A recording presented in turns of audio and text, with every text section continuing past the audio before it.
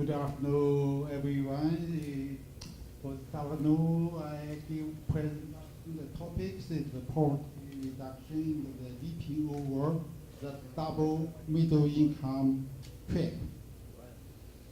So for the China currently, the development target for the modernization, we have two targets is very important for the social development. The first is the extreme poverty will be all eliminated under the current standard. The second is the income gap could be narrowed and the middle income group could be expanded. So what the concept of middle income trap is proposed by the expert economists of World Bank.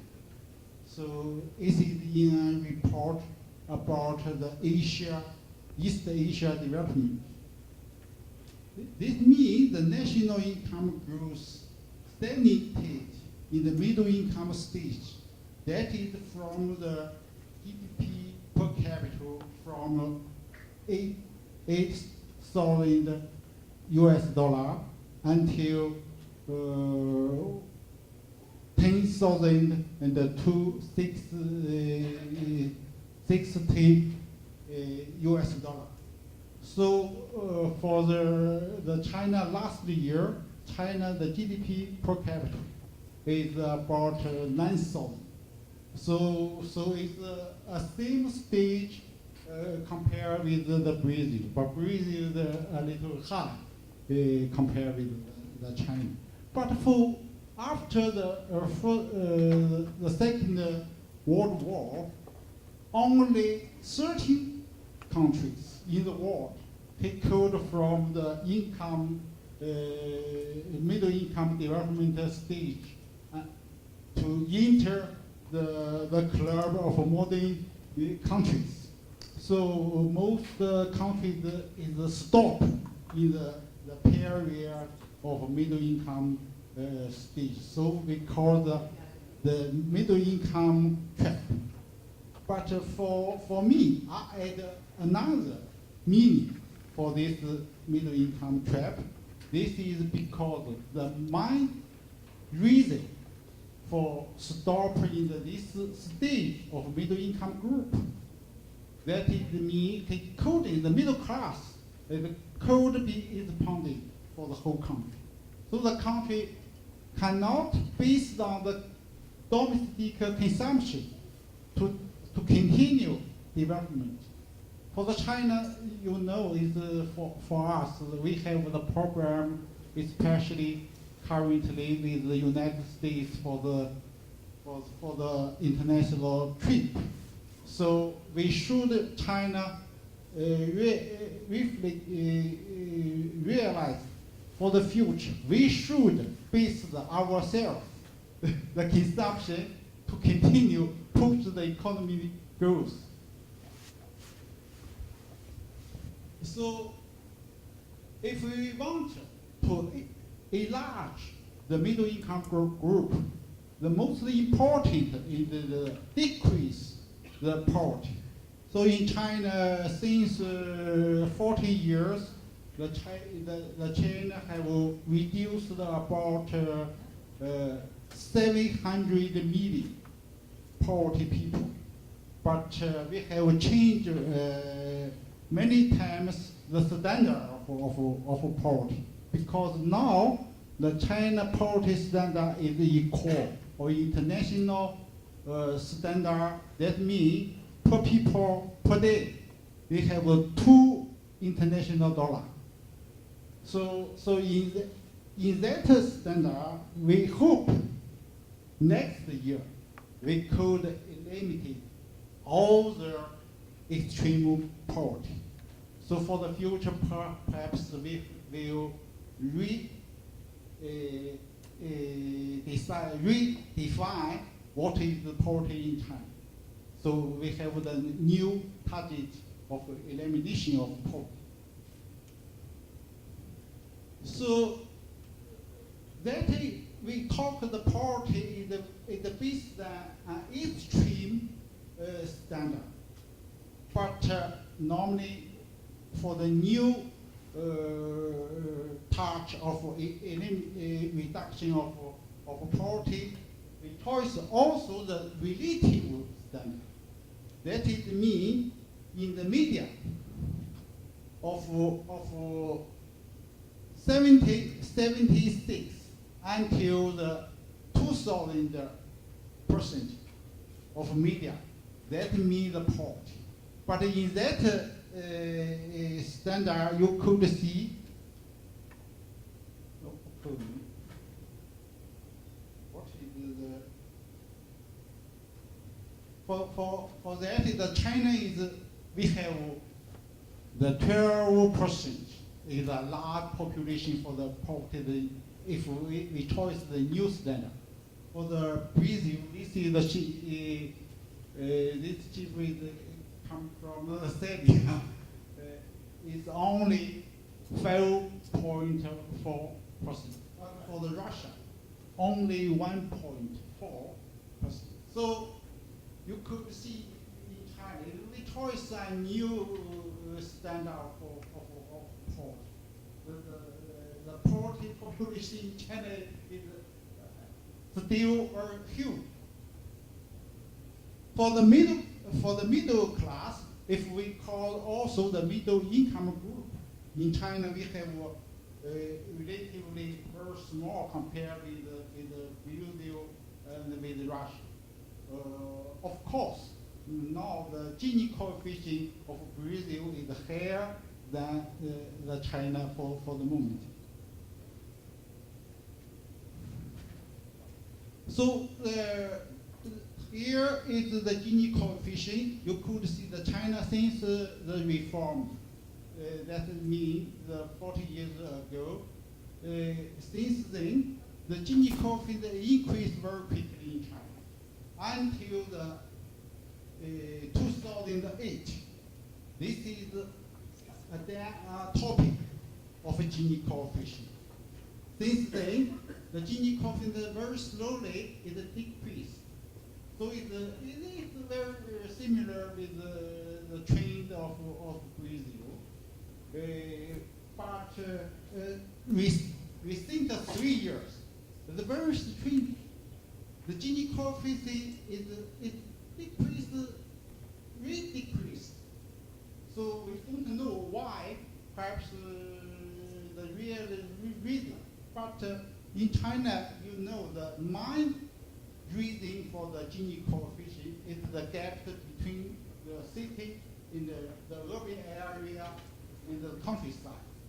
So for the countryside, this is the terms of income between the urban and the countryside. So that means if people, you live in the city, so the income is about 2.7 times of people living in the countryside. So it's my reason. Perhaps I don't know in Brazil what is the reason to explain the gaps, but in China normally the gaps between the countryside and the cities and the gaps between the regions, they could explain about 60% for whole Gini coefficient.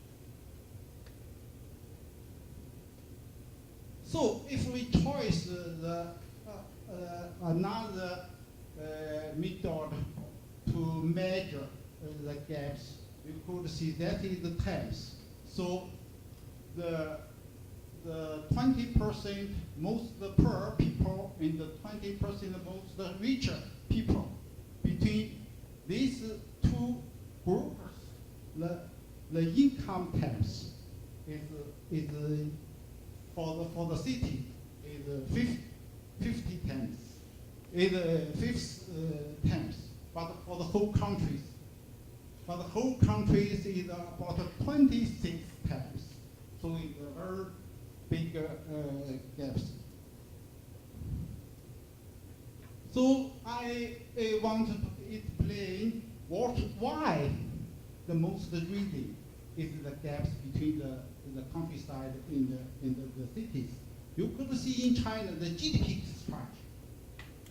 The agricultural value contributes now only 8% for whole GDP of countries. But for the labor forces, you could see the employment, the country agriculture occupant still 28%. So for the whole the residents, we have still 41% the people live in the countryside. But you know, in China, we have a lot of people we call the peasants. The peasants is not the farmers, it's the peasants.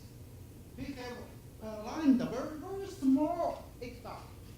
For whole peasants in China, each family have only 0.5 hectare land. So it's normally couldn't only based on the agriculture production become a middle class. It's not possible.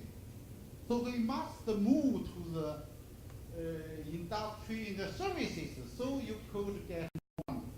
So that program for us is not very similar from the previous in the world, not top line. So this is for us the problem. But in China, you know, along with the quick growth of economy, the people have now the people have the money. The government not have the money also. But from the 2000 until the 2007, the final consumption range, namely proportion of consumer spending out of the GDP in China has declined from the 63% to the 58%. Every household consumption range was only 37%. Compared with other developed countries, including the developing countries, it's the very low consumption range. But why? Some people have explained this phenomenon from the cultural reason. I think the Chinese they like to save the money, but the people normally they save the money for his children.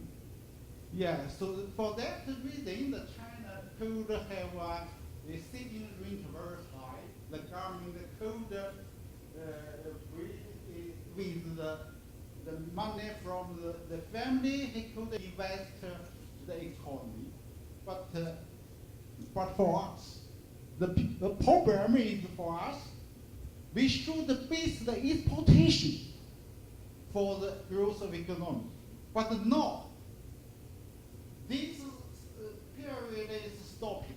It's stopping suddenly because the president of Trump he don't want with the have a large trade with the China. You know, yesterday the negotiation is rough. We could for the future we could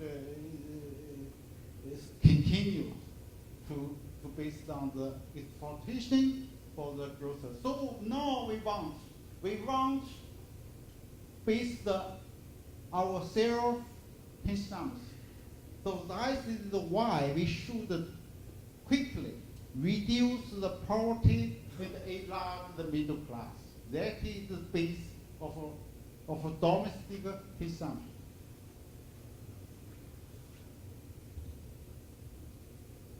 So, for the moment, the Chinese government is not short the money in reality. From the 1994 to the 2017, the China's fiscal revenue increased from the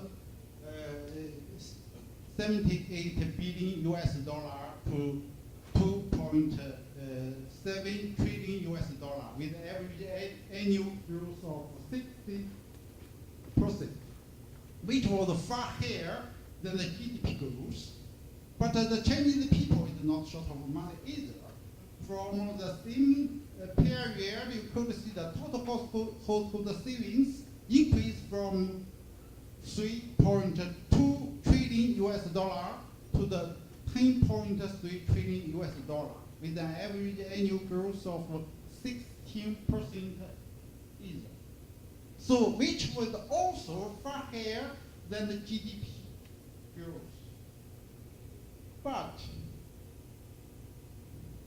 by the middle of 2017, the domestic savings deficits of the Chinese residents reached 62.6 trillion yuan renminbi. So, while household consumption soared to the 36.4 trillion yuan renminbi. But very dangerous is the proportion of real estate in the Chinese family assets has reached to the 68%. So you think that in China, the Chinese in the city perhaps is rich, but the rich is based on his house. If the house is lost his value, so for he have the 40 years, the 40 years of development is best one year. So that's very dangerous for us also for the economy. So now you know the economic growth in China now is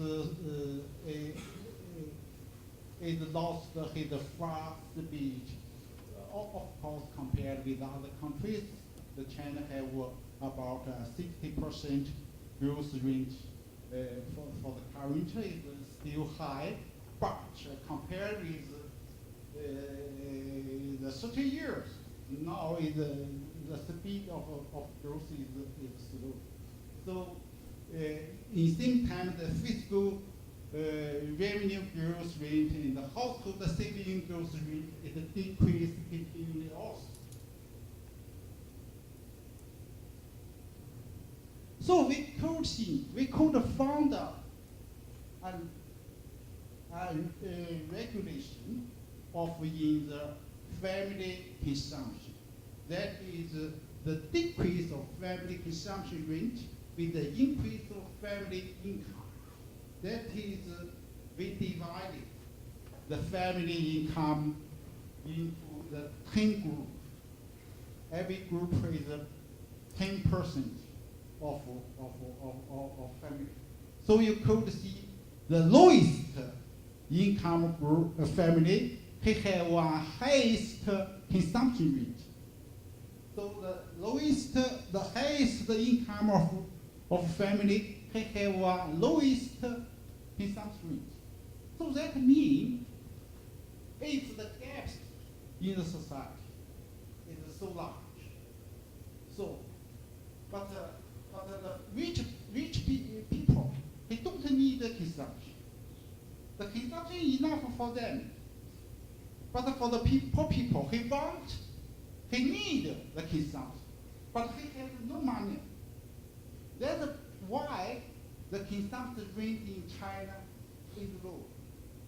So that is, we think we must narrow the gaps between the rich and the poor. That is a very heavy task for the China, because now currently the gaps between the rich and poor continue to enlarge.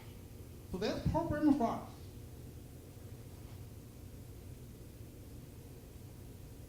So you could see in China that if we measure the middle income group in China, this is with the three standard. We measure the scale of the middle income group. The first is the World Bank standard. That means if the people eat per people per day, they have 10 international dollar to 100 international dollar. That means middle.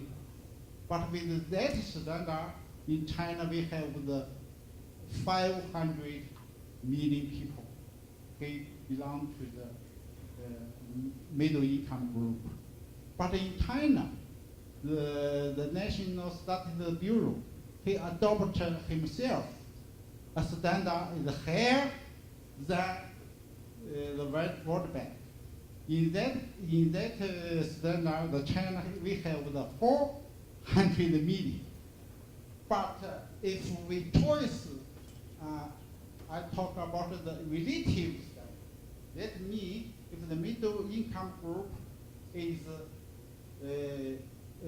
75% of median, and until the 2000, 200% of median. In that standard, the China now about only 300 million income, middle income group. So now we think perhaps we must enlarge this middle income group. So if you study the consumption, normally the middle class he have very easy to enlarge his consumption compared with the rich people and the poor people. So this is, I think, is a very important condition to enlarge and domestic consumption. But in that, I should say, in that field, normally in China, the sociologists sometimes they have a dispute with the economists. The good economist, he wanted to still adopt a green economy policy. He thinks that is very important for the development of the economy also. But we have the different explication for the development of the economy. So now you can see the growth of total real sale of social consumer goods is for the recent 10 years. His decrease also. His still the growth rate is still higher than the GDP growth, but the trend of the rate is decreased also. So for that we are worried. If we lost the economic driver from the exportation, where we found the new driver for China. So we have other challenge from a social area that is in China, you know, the labor forces, the total of labor forces is decreased also every year. So the China has lost his advantage about the cost of labor.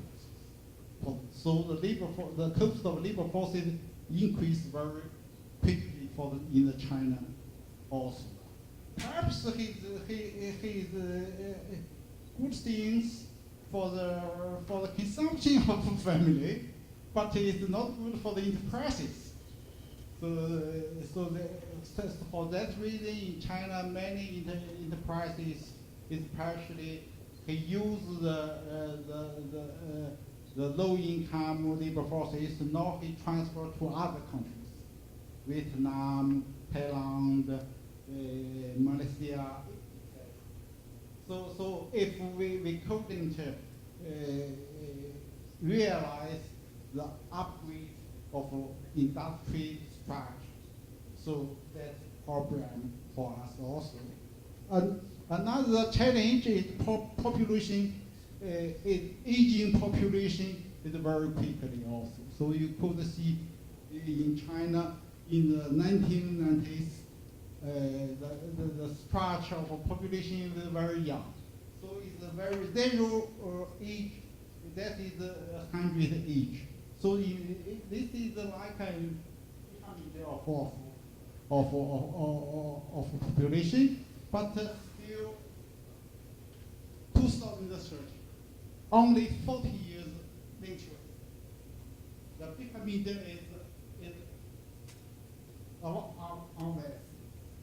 So the problem for us, you know, we have a choice. We get this, we wanted to get this structure to use the only children policy, but now the program is changed. So we have a speed of aging population very quick. So you know, in China, in the consumption study area, normally we propose that the aging people is not spend a lot of money compared with the youth. So that's problem for us also for the how to enlarge the domestic consumption. So for the future we propose the China must adopt a social policy. The first is to empower the poor and the lower income group through the education, the training. Because now the total numbers of labor force is decreased. So we must fund the new driver of economy, that is the training and education to the poor people, the labor forces, to meet the need of industry structure upgrade. The second is the mass consumption should be improved by the social policy, including the social security policy. Here I first heard from your president, your rector of university, in the Unicamp, all students is a friend. I'm very strange for for a country in the same development stage. When in China it's not possible. All things is too big. So the three is the gaps between the rich and the poor will be narrowed continually, the population will be decreased significantly. The four is the majority of migrant workers in the university graduate should become the middle class. So this is the two groups in China, the migrant workers in the university graduate is the two groups is the most close to the middle class.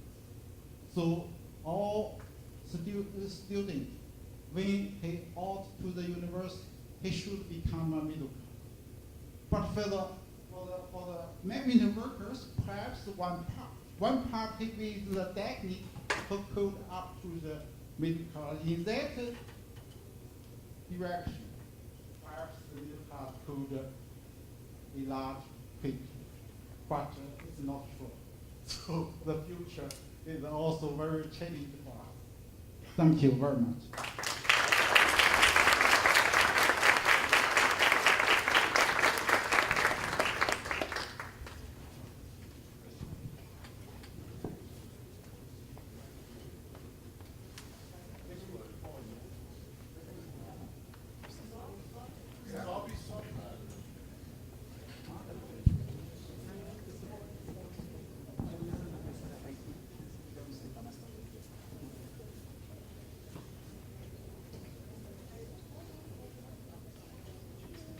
This is a gift for you.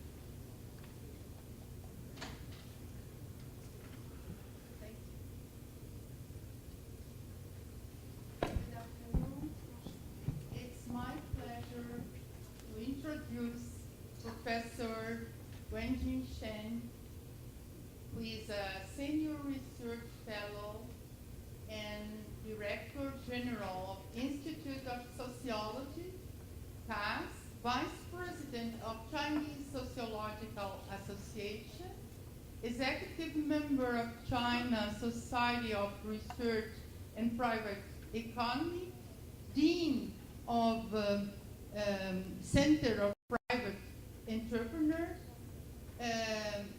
Entrepreneur Class Research, Chinese Academy of Social Sciences, President of Beijing Luxury Sociology Foundation, member of National Steering Board of Local Records, and his major fields of research include rural sociology, social structures, and social inequalities and social government.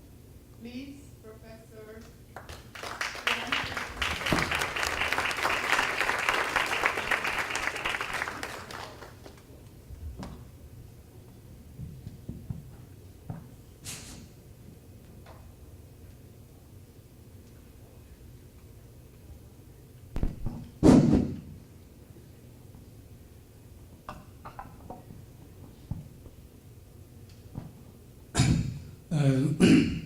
Good afternoon, all colleagues. And I'm very honored and happy here to give a presentation about the tendency of income distribution and inequality in China. But firstly, I should mention that just because I misunderstood some message about the presentation, originally, I mistake that I can speak in Chinese. So the original topic for me is about the livelihood of people in China from 1978. But yesterday, my colleagues told me I just can speak in English. So I have no time to translate my PPT and the livelihood of people in China from Chinese to English. So I just can change my topic. And just now, Professor Li Lin showed you the poverty reduction and the income inequality and like that.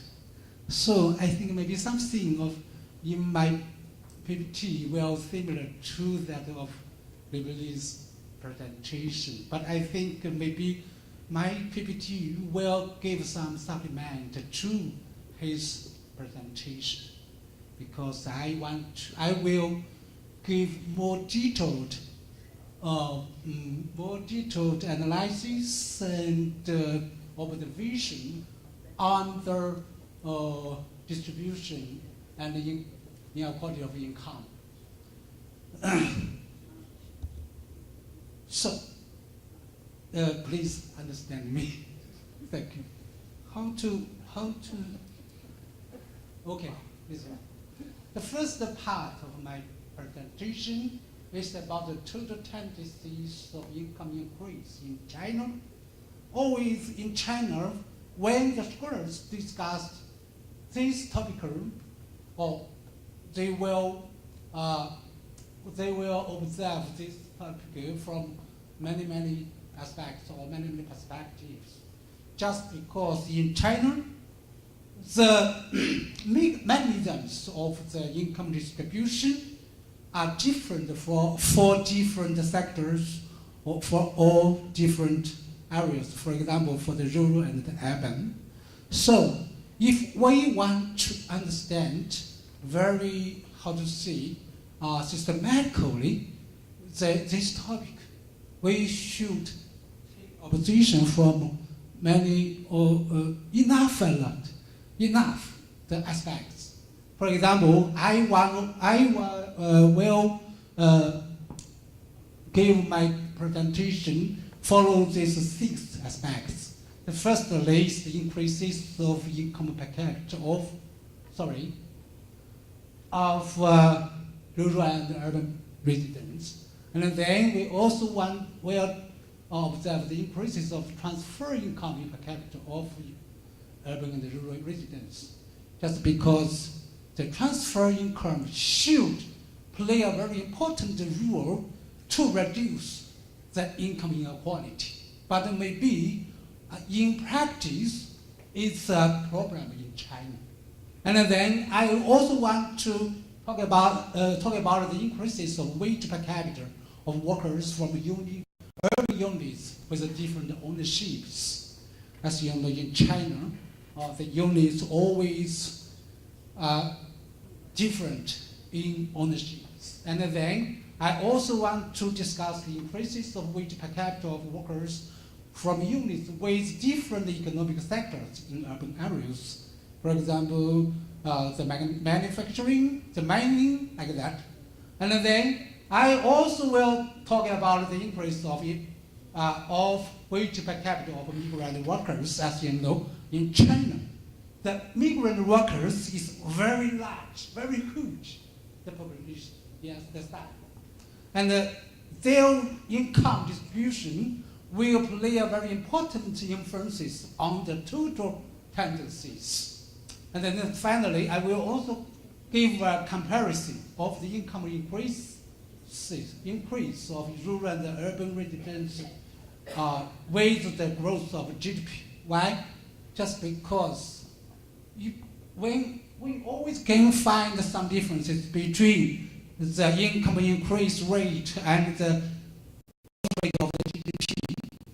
And this difference will show us that this income distribution system put the priority to the distribution or to the development, or to pursue the balance between them. So it's also a very important topic. Okay. Firstly, about the increase of disposable income per capita of urban residents, I think. So the pillars should is in the absolute income by yuan, renminbi, and the red line represents the growth rate of the income of urban peoples, urban residents. So you will find that when we observe the pillar, so that means the absolute income, the growth tendency is continued from 1978 to today. Now, here is not enough. I should show you to 1917, I think.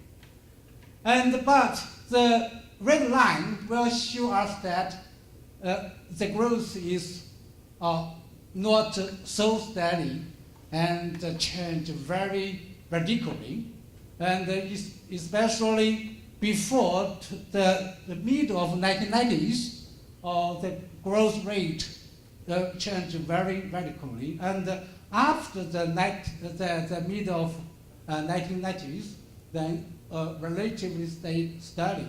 And in totally, generally speaking, from the 1978 to present, I think the average growth rate for the income of urban residents maybe is 7.8%, like that, all the 40 years.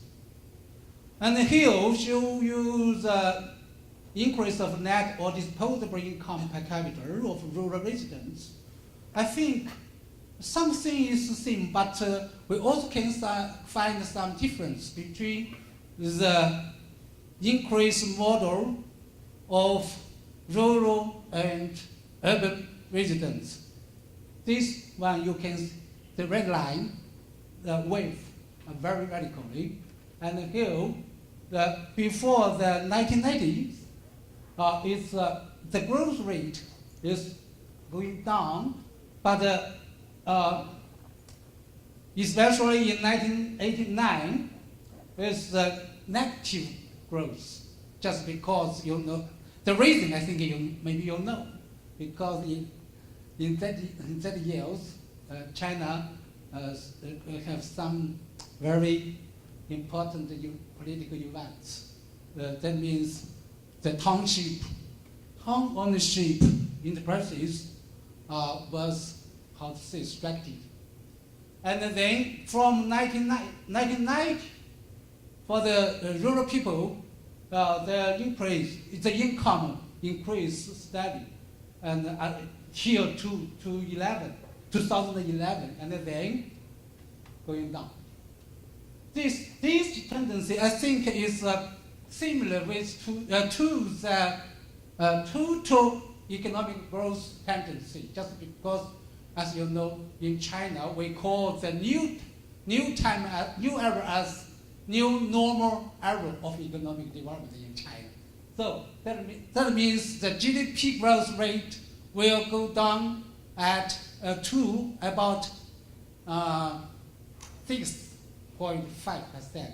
So also the income growth will go the same level. And here we'll show you the transfer income for the rural and urban residents. And you will find that over the years clear the difference.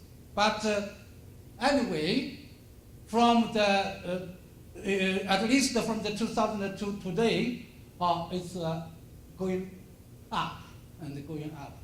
And especially from 2013, just because the government paid more attention to the poverty reduction in rural areas. So for the rural people, the transfer income per capita has jumped much. So it's about the transfer income for the rural and urban peoples. And this table will show us the increases of average wages of workers from different units with different ownerships. And here we divide the units based on their ownership into 9 categories of the units with different ownerships. The first value is about the state-owned units, the wage per capita. And the last one is the FDI. You will find that all of the average wages of workers from any units also increase. All increase is a fact. And then you also can find that some differences. And later I will discuss this. And this one too, sorry, I forgot to translate the title of this table. This means that the average wages of urban workers from different sectors. Here, according to the Bureau of Statistics of China, the sectors will be invited into 19. So I will show you the wage per capita of the workers from 19 sectors. This one shows from the agriculture to IT, and this one from financial to public management, like that. And you also can find that here the last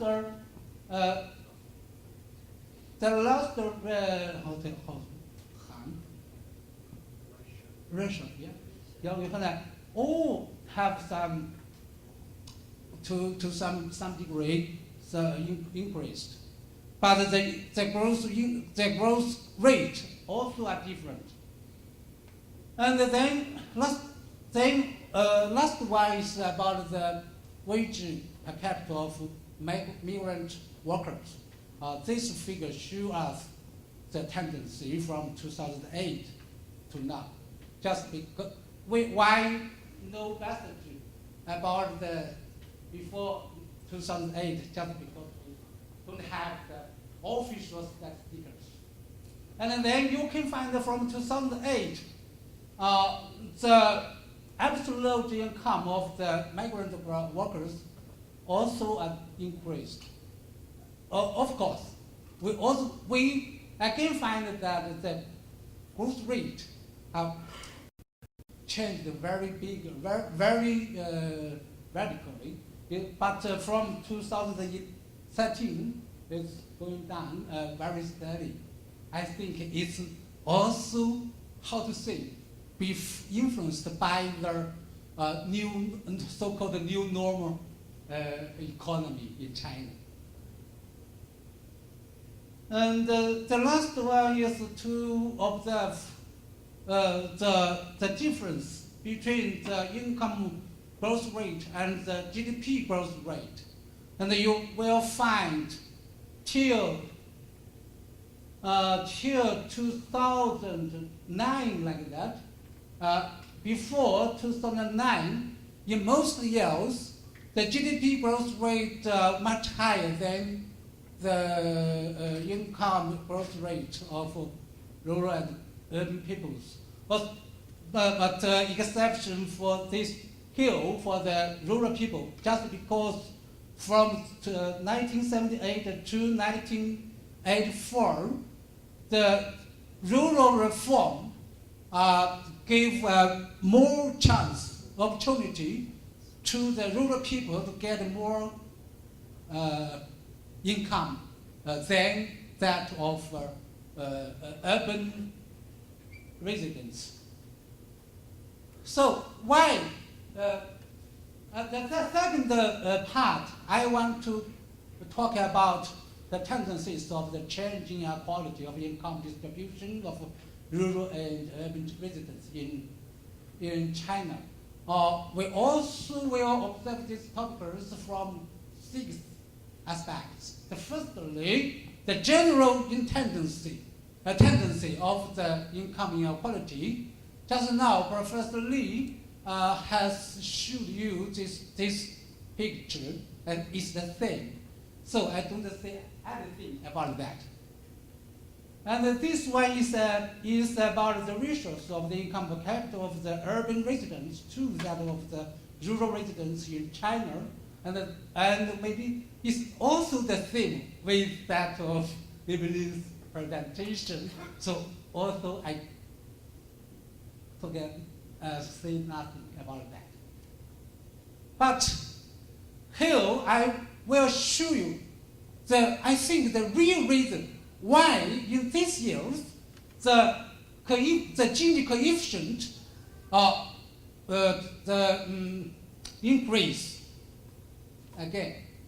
I think we should to find out the real reason from the inner differences of different income groups. For example, here you can find that the ratios of the income per capita of the highest grouping to those of other groupings, the urban. So you can find that here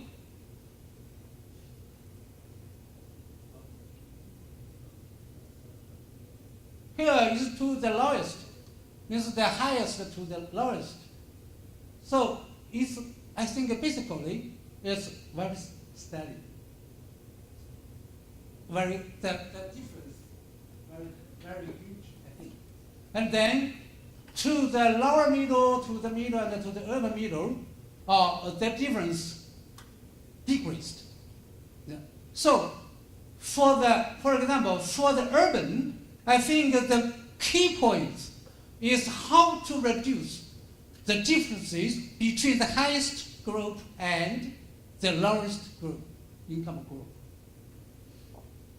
The case is similar to the rural areas, and maybe the tendency is more clear than that in urban areas. Just because you look at this value, you can find the ratio of the highest to the lowest is much higher than that in urban areas. So, for example, in 2005, the income of the highest group is 7.26 times as that of the lowest grouping.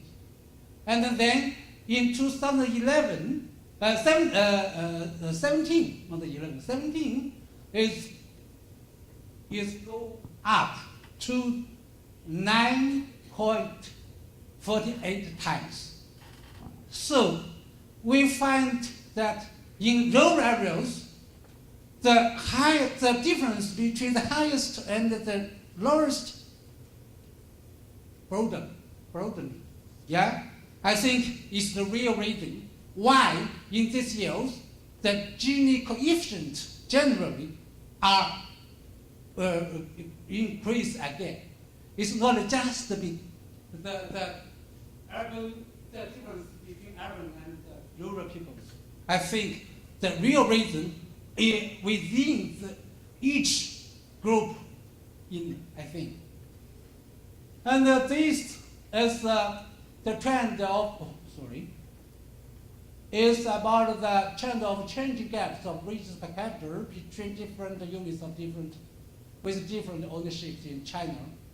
Here, this table shows us the ratios of wages per capita of other units to that of FDI units. Here, the FDI equal to 100. You will find that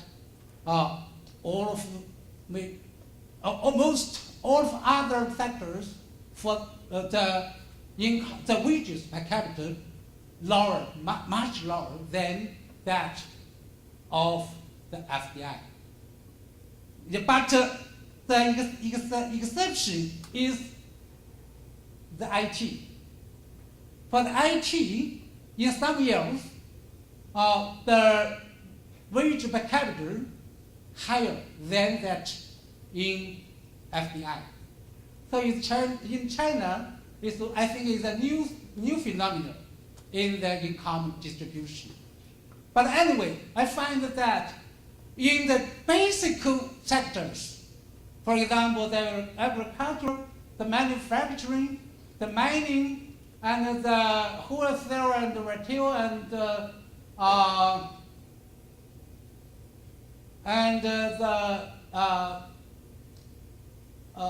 the culture sports like that, the very basic sectors in these sectors, the wages per capita much higher than that in FDI or IT. So for China, the key problem is how to increase the income of the workers from those basic or fundamental sectors. Here is show you the difference between the wages of migrant workers and urban workers. Here we find it's very steady, and the difference is not so big like some very people in China think. It's not so big, and especially from 2012, it's going down. And another key point is about the transfer income differences. And actually, from 2003, I think, here, from this year and so on, these differences is going down, especially from 2013 and 2016. This difference is going down to about 2.6 times.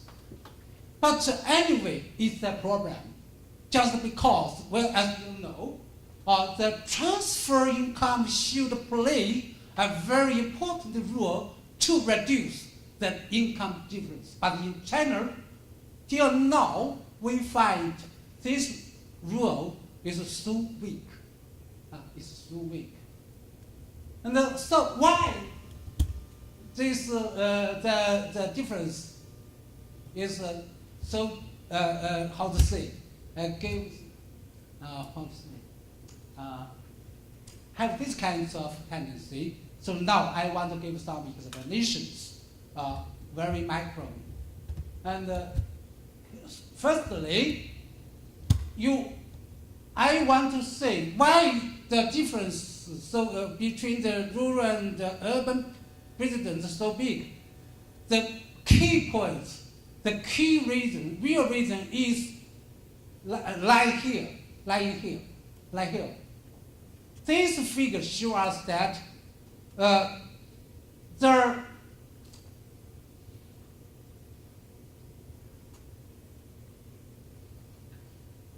here is about the GDP, the comparison is one explanation. I didn't need to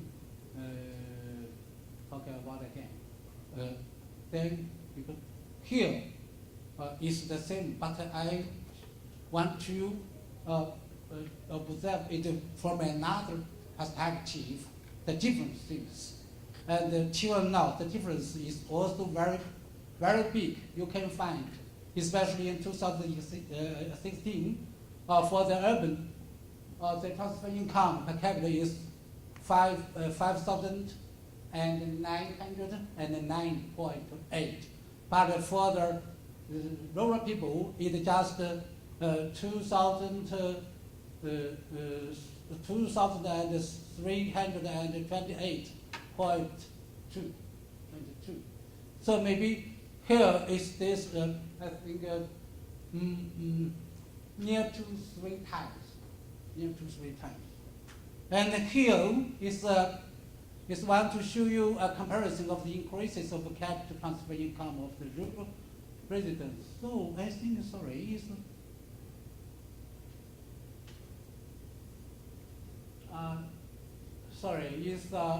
wrong, the title. Actually, this is one to show you the increase for different income groupings. Here, this table shows about the urban groupings. Here you can find the increase from 2005 to 2017. For the lowest, just increase 17.1%, and for these three groupings are more than 2 times, and even for the highest, the growth rate also reached at 16.8%.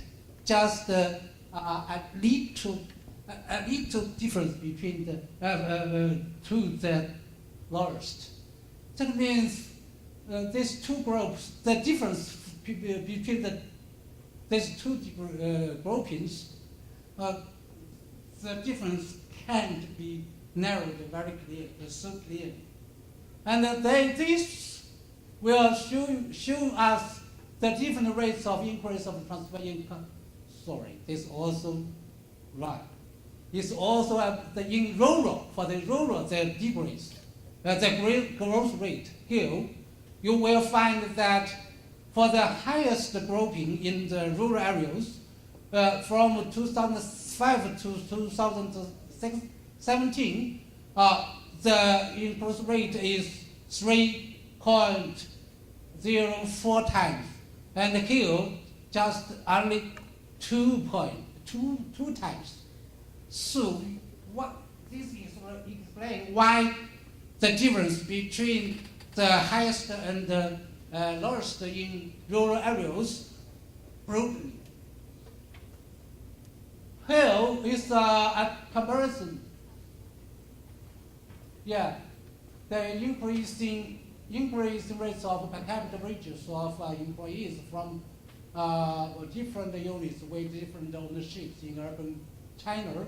Here you can find also the different tendencies. That means the other means private have lowest growth rates. And also the joint and the cooperative also have lowest growth rate. And for the FDI and Hong Kong, Macau, and Taiwan investigator units are very high like that. But the highest is the state-owned, more than 7 times. This shows the difference of the growth rate between different sectors. Including this table, and the tendency is similar that for those basic sectors, the wage per capita growth rates are very low, maybe the lowest. And for the so-called modern sectors, for example, the IT and the financial, then they have the highest growth rates. So the differences between these sectors are bigger and bigger.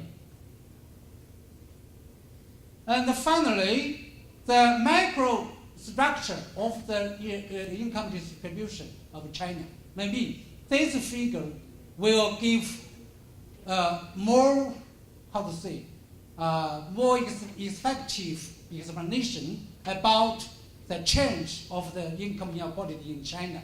You know, here this line represents the percentages of the so-called the compensation for the laborers, and this tab line represents the proportions of the the capital benefits, capital income.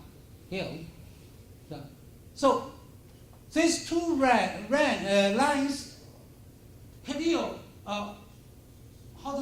much clear together, then the general income difference will narrow. If these two lines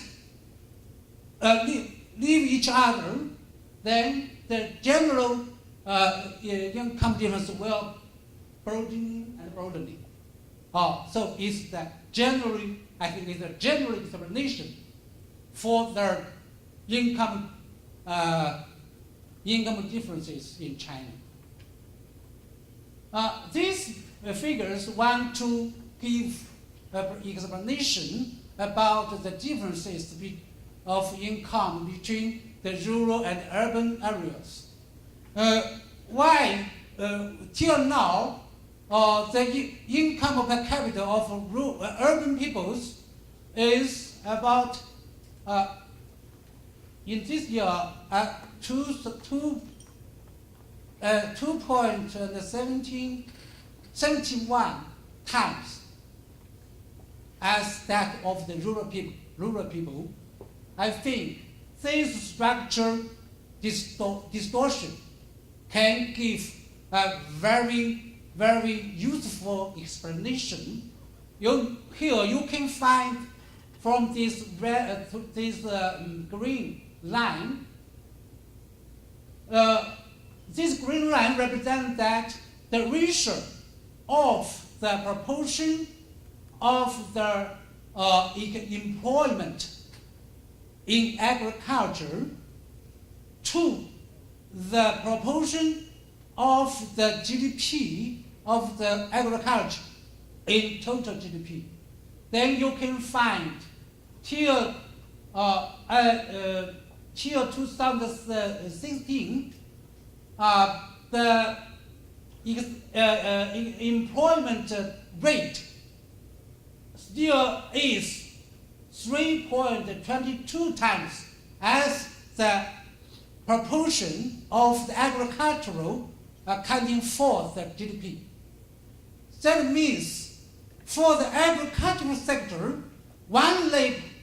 three labor just can produce 1 share of GDP, or 1% of GDP.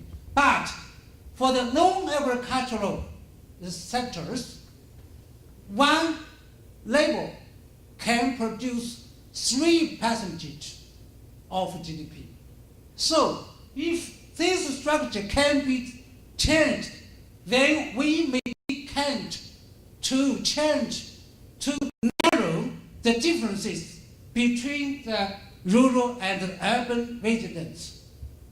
Just because the micro distribution of the GDP from the structural perspective give a very stubborn basis for these kinds of differences. Maybe no time, so I want to omit this is the last one. Something maybe you can get some conclusions. I need to see more about that. Thank you.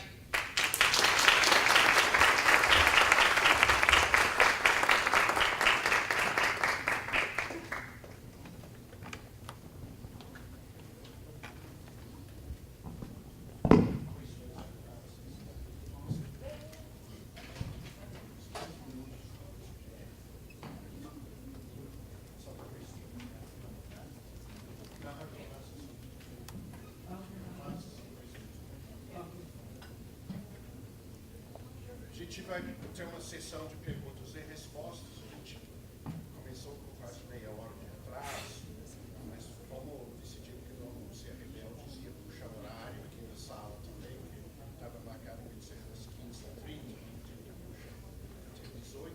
Daqui a pouquinho vai ter something to eat and drink, vai ter alguns eventos fora do lugar, lá com a galeria.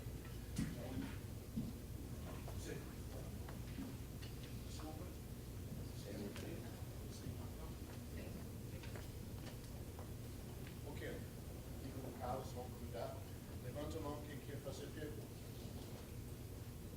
Ok, vamos lá. 3 ou 4. Levante-se, por favor, identifique-se. Anyone who wants to ask a question, stand up. You can do it in English. It is to do it in English, but if someone needs in Portuguese, we help, okay?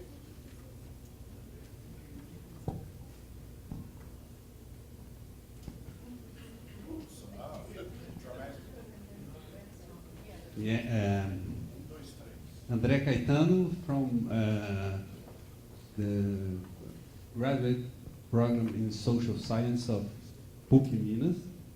And first of all, I'd like to thank you both for the interesting and enlightening presentations. And I was wondering about the demographic question issue in China because of the only child policy that started in the 70s, and perhaps they are changing now, but I would like if you checked the age pyramid, the age structure for each of the 4 or 5 groups of income, and if they are the same or if there is any difference between the proportion of age working population and the older population, because this is something that appeared in your presentation. In one slide, the decline of the labor force, and I think that perhaps there is a point to analyze. It's the proportion of young and adults in age that the propensity of consumption is higher. So that's the point. The age structure in each of the income groups, if they are different or.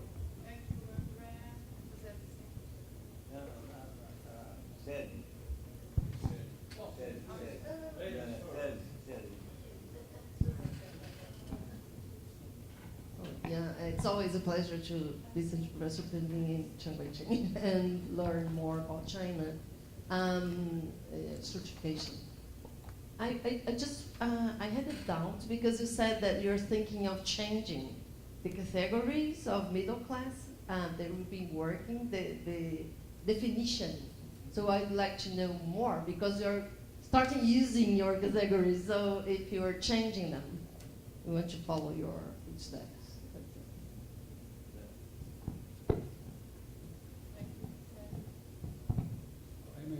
I am José Santos from Porto Alegre. Thank you very much for our presentations. I think that a very interesting idea is that increase of values for people in urban areas. And also you mentioned that people could be middle class, people from migrant workers, and also people from students from the university. I'd like to question which is the effect of the increasing of university students, perhaps 2,500 new universities in China, 2 millions of university students, etc. Which will be the impact of this increase of university students, others of university population in this transformation to a new middle class in China today? Thank you very much. Thank you very much. I want to make a question too. I don't know if there is some other.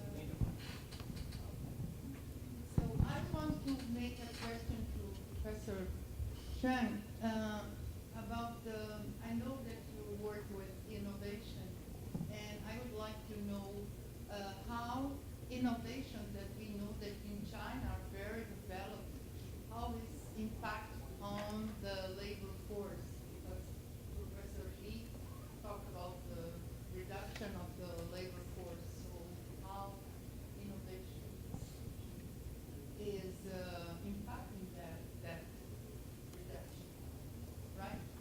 Okay, so I think we should now maybe, yeah.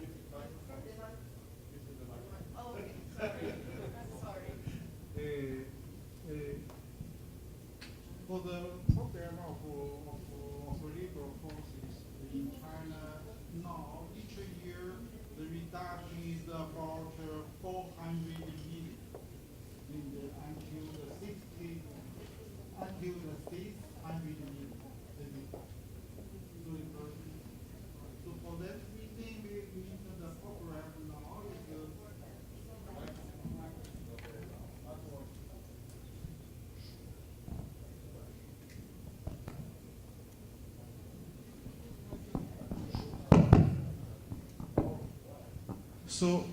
So each year the labor forces in China now is reduced about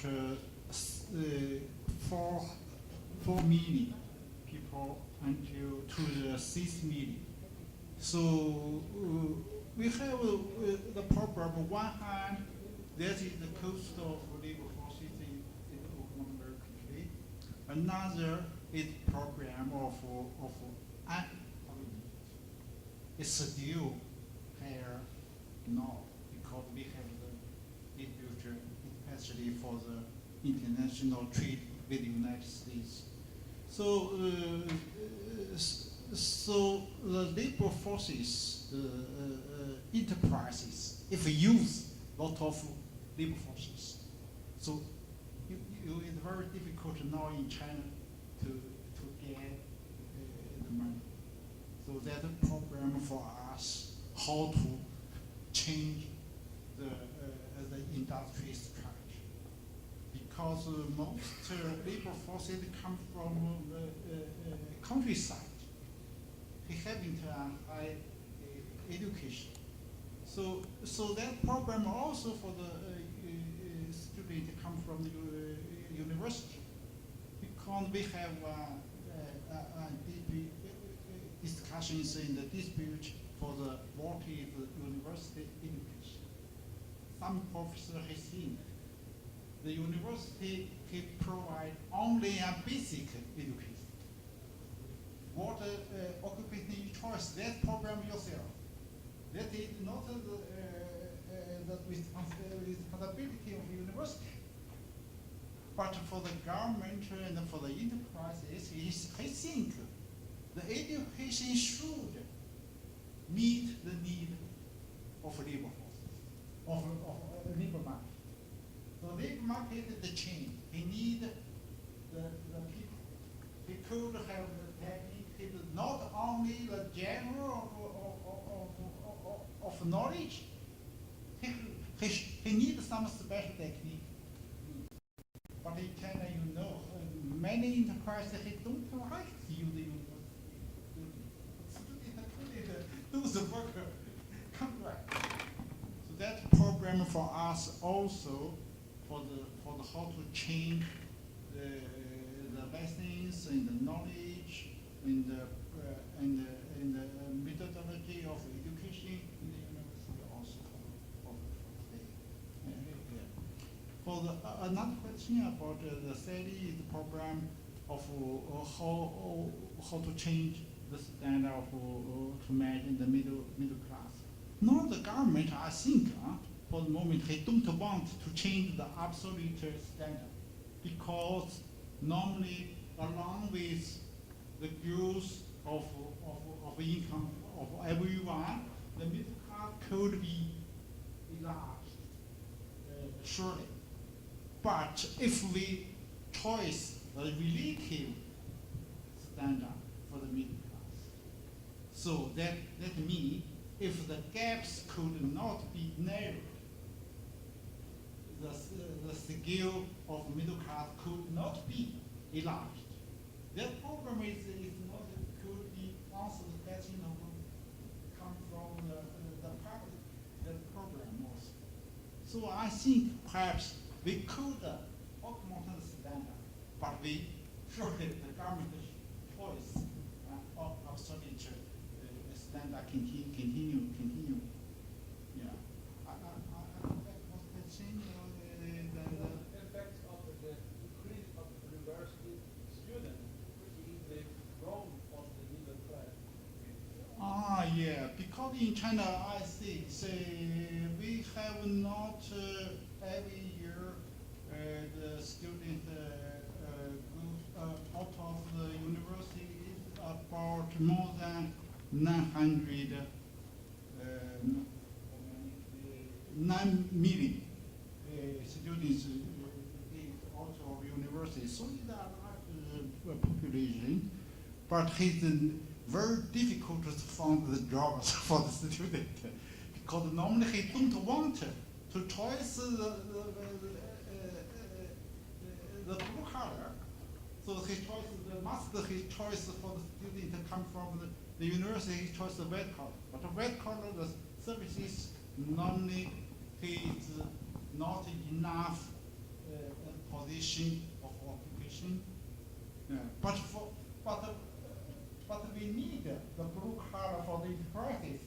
But students could go to this there. So we have divided in the market, the labor market. So the red collar and the blue collar. We have a wall into the two areas. So it could interchange. So the north of currently that is we have one hand we have not enough the blue color. But for the red color, now the student is more difficult to find the jobs. So that is the problem also is how to the university education, how to meet the need of labor market change.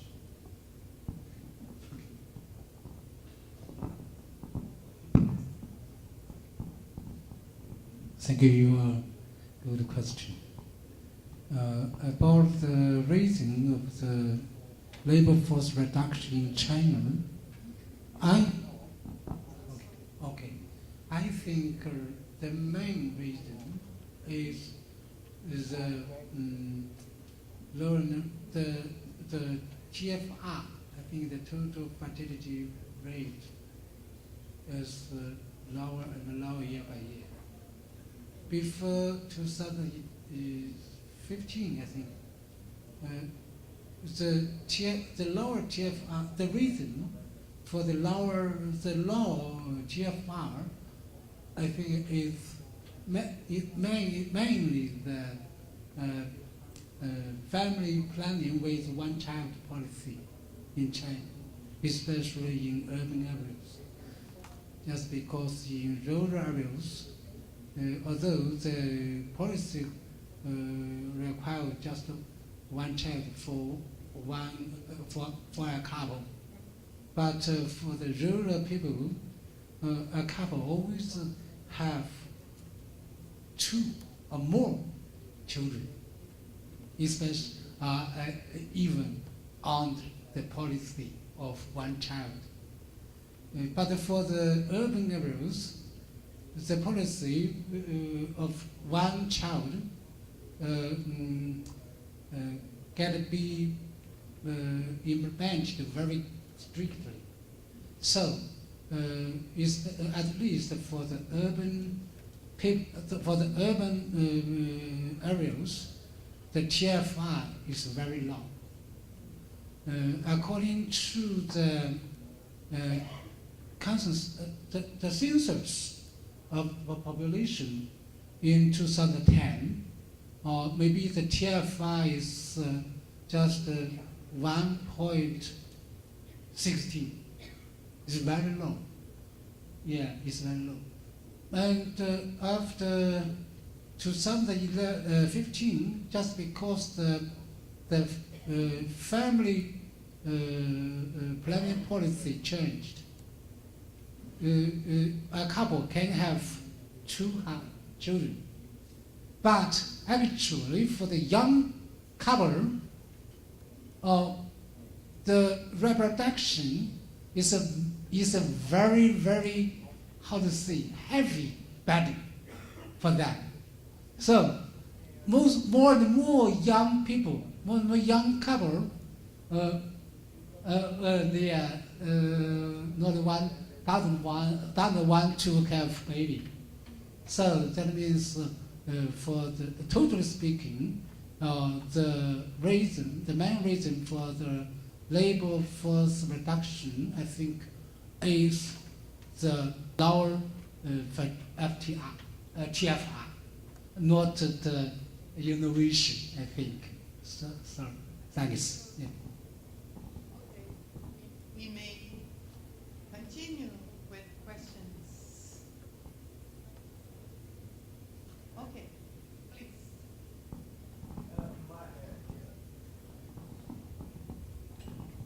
You both talk about the migration. Okay. Well, I'm Carlos. I'm from São Paulo, and I study the Chinese migration here in Brazil. And one aspect that you mentioned about inequality is the difference between rural and urban income. And you talk about migration. My question is about the hukou system and the impact of hukou system in this inequality of income.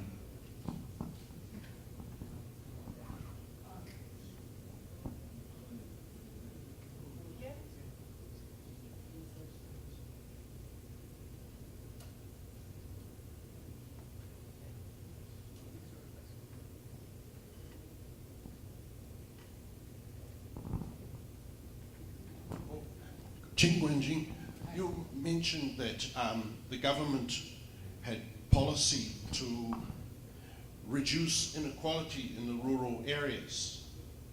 You mentioned this at one stage, and things got better. So I'd be interested in you just explaining to us what this kind of policy was and how it worked. Because I understand from everything I've read about China that the rural area is a real problem with poverty, and you've mentioned some policies for reducing this poverty in the rural areas. Please.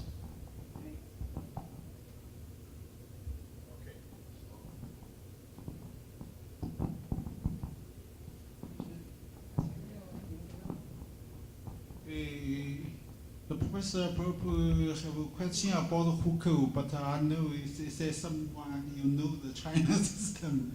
But the hukou policy is some government population registration in China very special. I think in the world, not only few country they have this kind of limitation for the countryside people move to the cities. But in China, along with the change of population structure, we have a change for this policy also. So for now, for the middle cities and the small cities, now lose this policy. So the people could enter to these cities. But for the bigger cities, now the limitation is still exists. So the people like the migration workers, for example, in the cities, you should get every year some point. You live in the cities, if you have the jobbers, what is your achieve of workers? So you get every year the point. With the point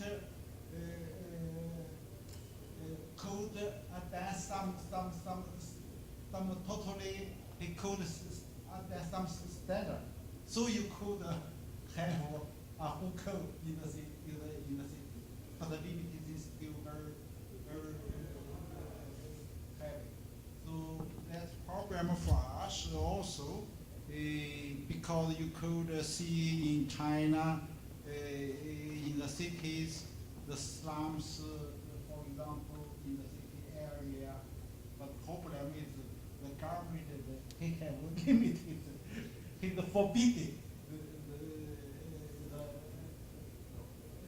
the agriculture people may move freely to the city.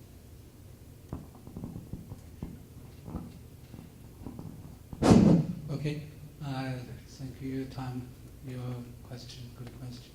And just how to say it, as Professor Li mentioned, in China, the poverty reduction is how to say, it's behavioral consumed monies, a lot of monies. For especially from the 2012 to now, the government implement a new policy called as anti-poverty strategy. Yeah, and for implementation of this new policy, the government from the central to local levels invest a lot of money, a lot of funds to provide, to support these the local people, the grassroots government to implement this strategy, to support the poor people, the poor rural people, get development in, for example, in so-called industries, for example, new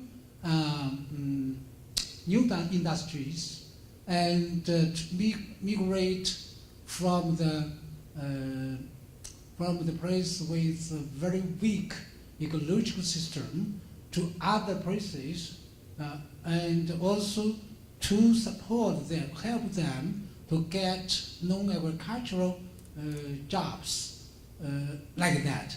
All of these actions needs a lot of funds to invest. And I think some of this investment begot by the rural people directly. It's just because, for example, in Hunan province, before the 2016, the provincial government not so active in the aimed anti-poverty strategy, and then was criticized by the central government. And then the provincial government, gave a very big amount of funds to support the rural areas, especially many poor people concentrated in these areas, to develop the economy and to develop the social services, and also directly to give money to those very poor people, sometimes with the disabled members of a family, like that. So then the transfer income for, total speaking, the transfer income for the rural people increased very clearly from 2012 to now. That means then the big differences of the transfer income between the rural and the urban narrowed in these years. Okay.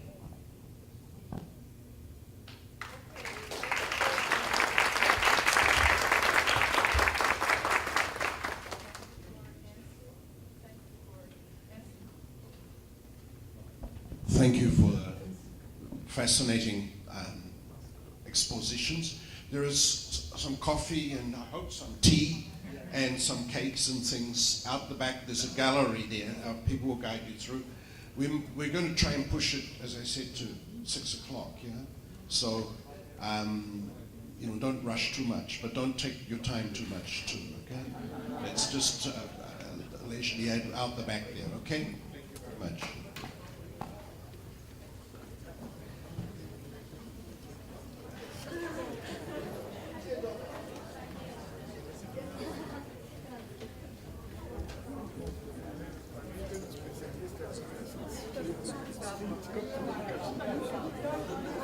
Você estava aí?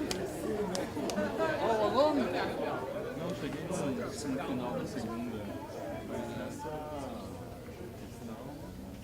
Na verdade, tem várias coisas demográficas. Tem? Pra caramba!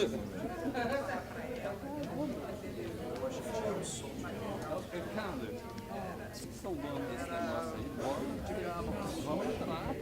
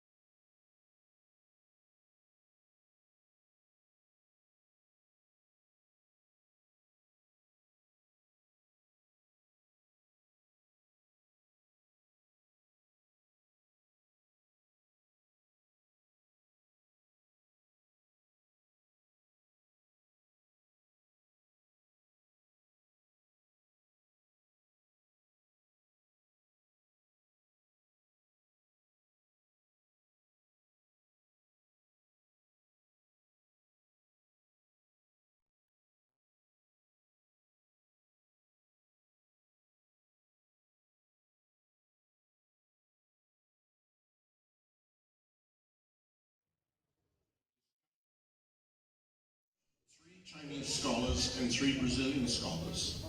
And it's what we call an asymmetrical table, because the Chinese scholars are coming here and they're going to present what they're doing. And then the Brazilian scholars, who are already working, are going to talk about what is going on in Brazil, in their particular areas. And only this way. And what's going on in Brazil, and some of their experiences with organizing teams or having things working, okay? So, and Leila Ferreira was supposed to coordinate this. She is a sociologist of the environment, and has done quite a lot of work on China and Brazil. But she got ill, so I decided to take over. We're in the same department, sociology department, so I represent the sociology department here today. And Leila was going to represent this, and we're both in the Brazil-China study group.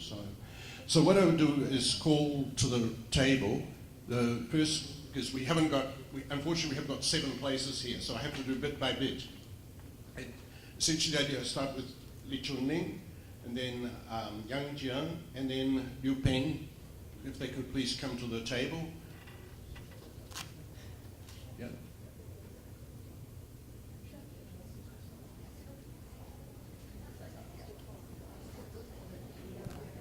Okay.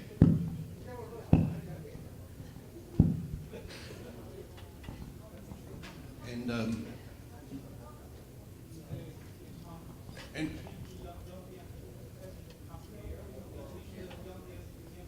oh, okay. So both Chen Feng and Li Chunling have both been to Unicamp before.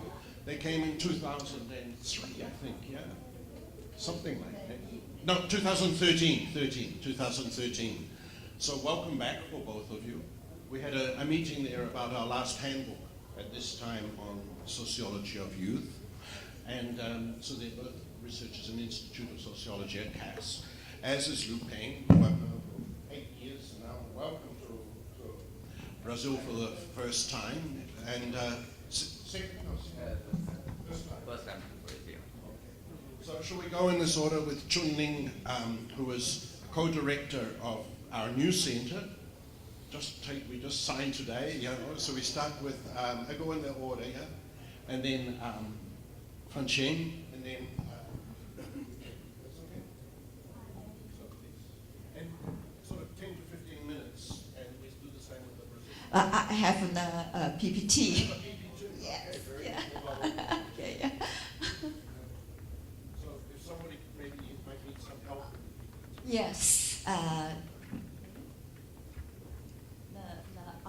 Yes.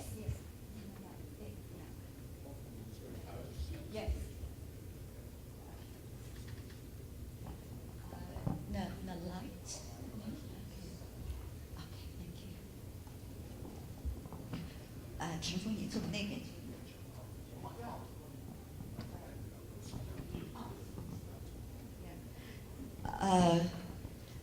Actually, although there is a late round the table discussion, but I want to present a little more papers. I'm very glad have this opportunity to share my research with Brazilian colleagues. Since 2009, my colleagues and I work together with some Brazilian sociologists, Tom Doya and Sally Scollin and some professor to do comparative research of Greek sociologists. And we already have achieved some results. Now we trying to begin some new comparative research, and recently Professor Sally Scollin discuss me, and we discuss want to study comparative research Chinese and Brazilian middle class. So and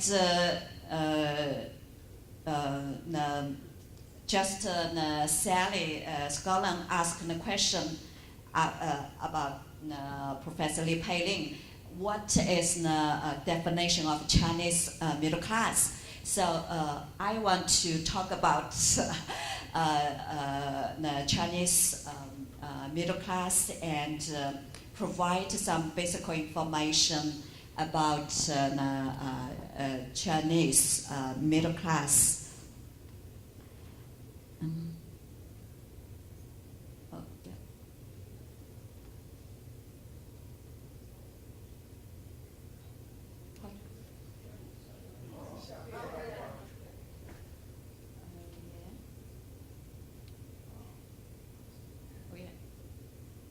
Okay, everybody knows today's China has a large number of the middle class. Fast economic growth and social development over the past decades have been creating a Chinese middle class. However, who are middle class? It's a controversial issue, and so I talking about Chinese sociologists how to answer these questions.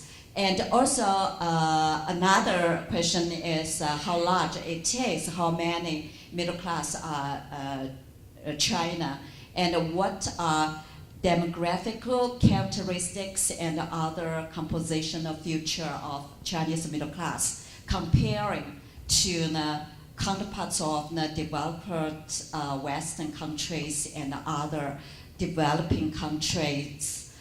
Most importantly, what is the new trend in the growth of the Chinese middle class under the economic slowdown since 2008?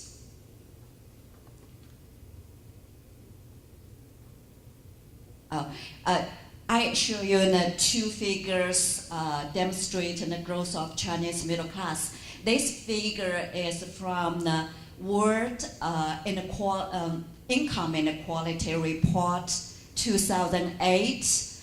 Here is the income distribution, the global, the world, the income distribution. Here is the low income, the percent, 10% lowest income, and lowest 20% income people, and middle income, high income, and very rich people.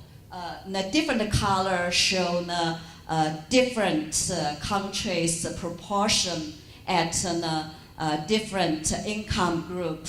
So here is the low income. The red is China. The yellow is India. That is 1990s. So in the 1990s, very large part at the low income is the Chinese and India, and the middle income is here is the Asia countries. Except China and India, just like Japan, Singapore, South Korea is here, and green is the European. So upper middle class is a lot of is from Europe, and the rich people, the blue is American and Canada, and this color is Latin America. So Latin America. So that is in 1990s.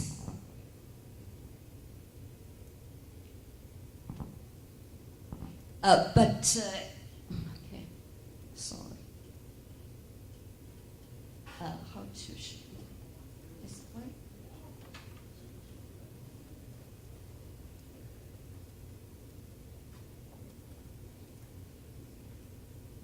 Yeah. Next, yeah. In 2006, it's different. So red, it is China. Now, less China at the low income, and now it's middle class is here. the global middle class, a large part is China, and also the rich people. In the 1990s, a very few Chinese here in the rich people, but now large Chinese middle class and more the rich people. So that means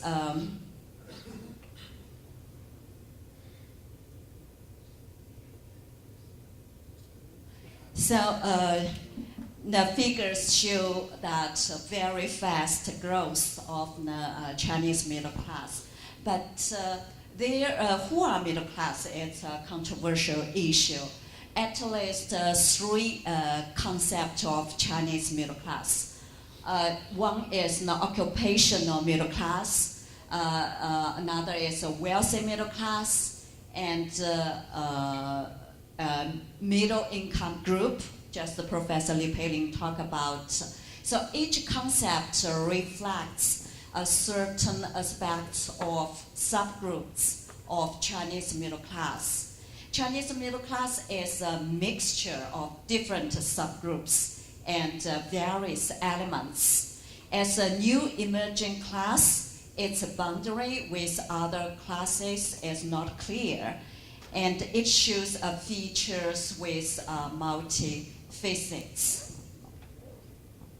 So for a long time, the Chinese sociologists following Western sociologists define the middle class based on occupation.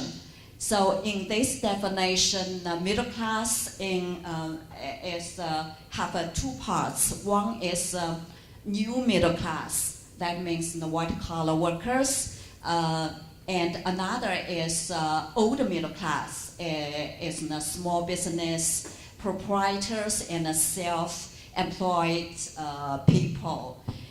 So the Chinese sociologist studies focus on the new middle class. So new middle class usually are the managers, professionals, government officials, and entrepreneurs with high and middle income and high middle education. So that picture shows the images of new middle class. New middle class usually live in large cities. They work in modern office, and they have the nice and large house, and they send their children go to the top public schools and private schools, or study, go abroad for to studies. So these members the new middle class, the proportion among the adult population increased very quickly from 2008 and 2011. But after that, it increased slowly because economic growth slowly. And recent years, from 2015-2017, is a little drop because the economic slowdown. Next. The new middle class has a special characteristics. There is a segmentation between the public and private sector among the new middle class. About half of the new middle class working in the public sectors, they have become the most influential group of the middle class because they are more likely to involve in policy making of the government than other groups. Their economic situation and welfare have depended heavily on the state. So there is a close relationship between this part of new middle class and the state. They show more support for the government than other groups of middle class. So that is very special features of new middle class in China. Next. Yeah, and about 51% of new middle class are female. The female members of new middle class are pioneers in formation of new middle class culture. The young women and mothers of new middle class who usually make decisions on family consumption, children's education, and other family budget play an important role in creating middle class consumption, lifestyle, and fashion. Yeah. Different from the sociologists, economists prefer economic criteria such as wealth, income, consumption to occupation for the defined middle class. The definition of middle class by economic perspectives has become popular since the beginning of this century, with a rising global middle class in the global market.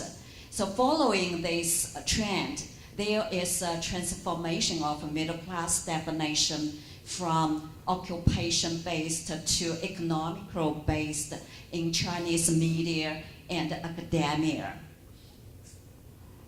There is an example, is a global wealth report, 2015, published by Credit Suisse. According to this report, there are 664 million adults belong to the global middle class in 2015. In the global middle class, based on the wealth, individual wealth, it's a global standards. China has the largest middle class in global middle class. There is 109 million middle class, Chinese middle class. So surpassing the US, and here is the US, here is Japan. So China is a large middle class. Next. Although China has a large number of the middle class, but the proportion of middle class among the adult population is very low. Only 11% of the adult population are middle class according to the wealth standards. But Australia has a very high proportion, 66. But Brazilian, according to this report, just 8%. I don't know what is it. So that is the wealth middle class. Next. Okay. Yeah. The wealth middle class, the media also call these people, they are fragile and anxious. That is because the wealth middle class has a lot of wealth. Especially they have the housing. Usually it's 2 or 3 and more housing. And recent years, the housing price increased, the soaring. So there is a real estate bubble. The wealthy middle class worry about the boosting of the real estate bubble, so that they will lose their the wealth. And the wealthy middle class also have a lot of bank saving and invest in the stock market, but recent years the stock market decline or not stable, and the Chinese currency devaluation. So this figure shows the wealthy middle class worry about their property safety. So that is their situation. Yeah. And what they do to against economic risks, save their wealth. Some of them migrate abroad and transfer wealth into the foreign countries, invest in foreign real estate, and purchase foreign insurance, or send their children going abroad for study. And they especially invest a lot in children's education. So that is the situation of the wealth middle class. And the third concept of the middle class, Chinese middle class, is a middle income group. That is this concept is proposed by Chinese government. For some political reasons, Chinese government leadership adopts the middle income group as appellation for the middle class. The Chinese government put forward expanding the middle income group as a key indicator of building a well-off societies. Well-off society means affluent societies. So the government take some policies to expand the middle income group. The middle income group not only include professionals, managers, or government officials. They also include affluent blue-collar workers and farmers. So that is a large group. And also, and next, this figure, this red line shows the proportion of the middle income group increased very quickly, just like the Professor Li Peiling show you. Yeah, it's very quickly from 2001. Here is 2015, but recent years. 2017, there is the proportion decline because economical slowdown.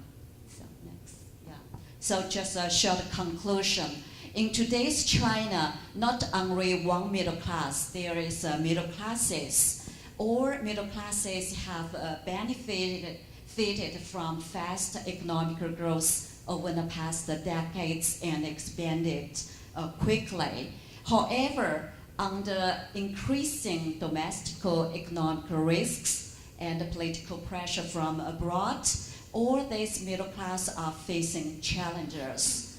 Increasingly, economic risks and uncertainties, slowdown in income growth, and worry about their social and economical securities. How to cope with these problems and challenges? Enhance the ability of a middle class to resist economic risks and make the middle class continue to grow is an important issue that the government needed to consider carefully. So that is a short conclusion. Thank you.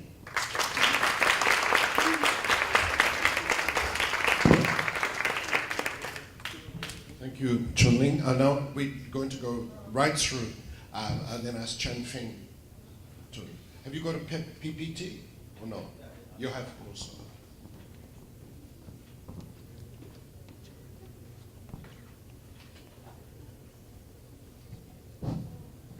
Good afternoon, everyone. I am a substitute of the Yang Dian. So my topic is about the youth study.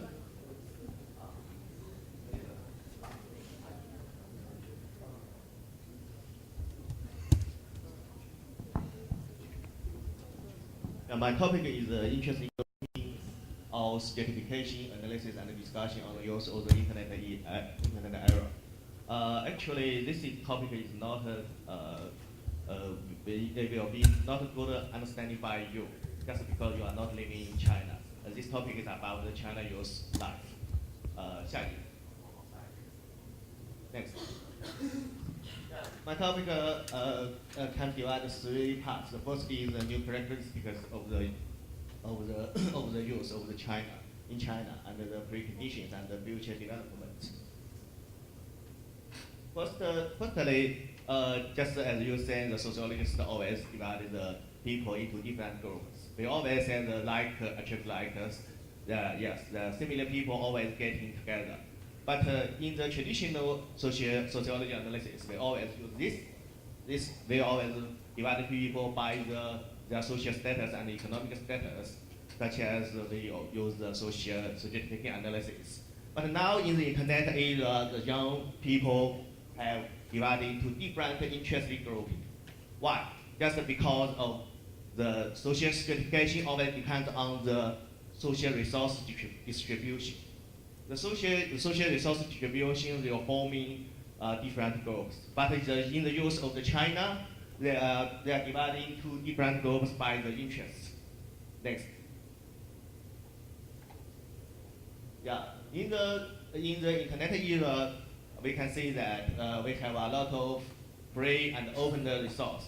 Just because if you use the internet, you have the ability to get some free and open resources. These resources have changed the social stratification analysis realm. So with the help of the internet, the youth can access provide value of the cultural resources to learn the knowledge and skills. Then the monopolization of the cultural resource is no longer exist. Next. Yeah, this is a statistic from the China Internet Network Information Center in last year.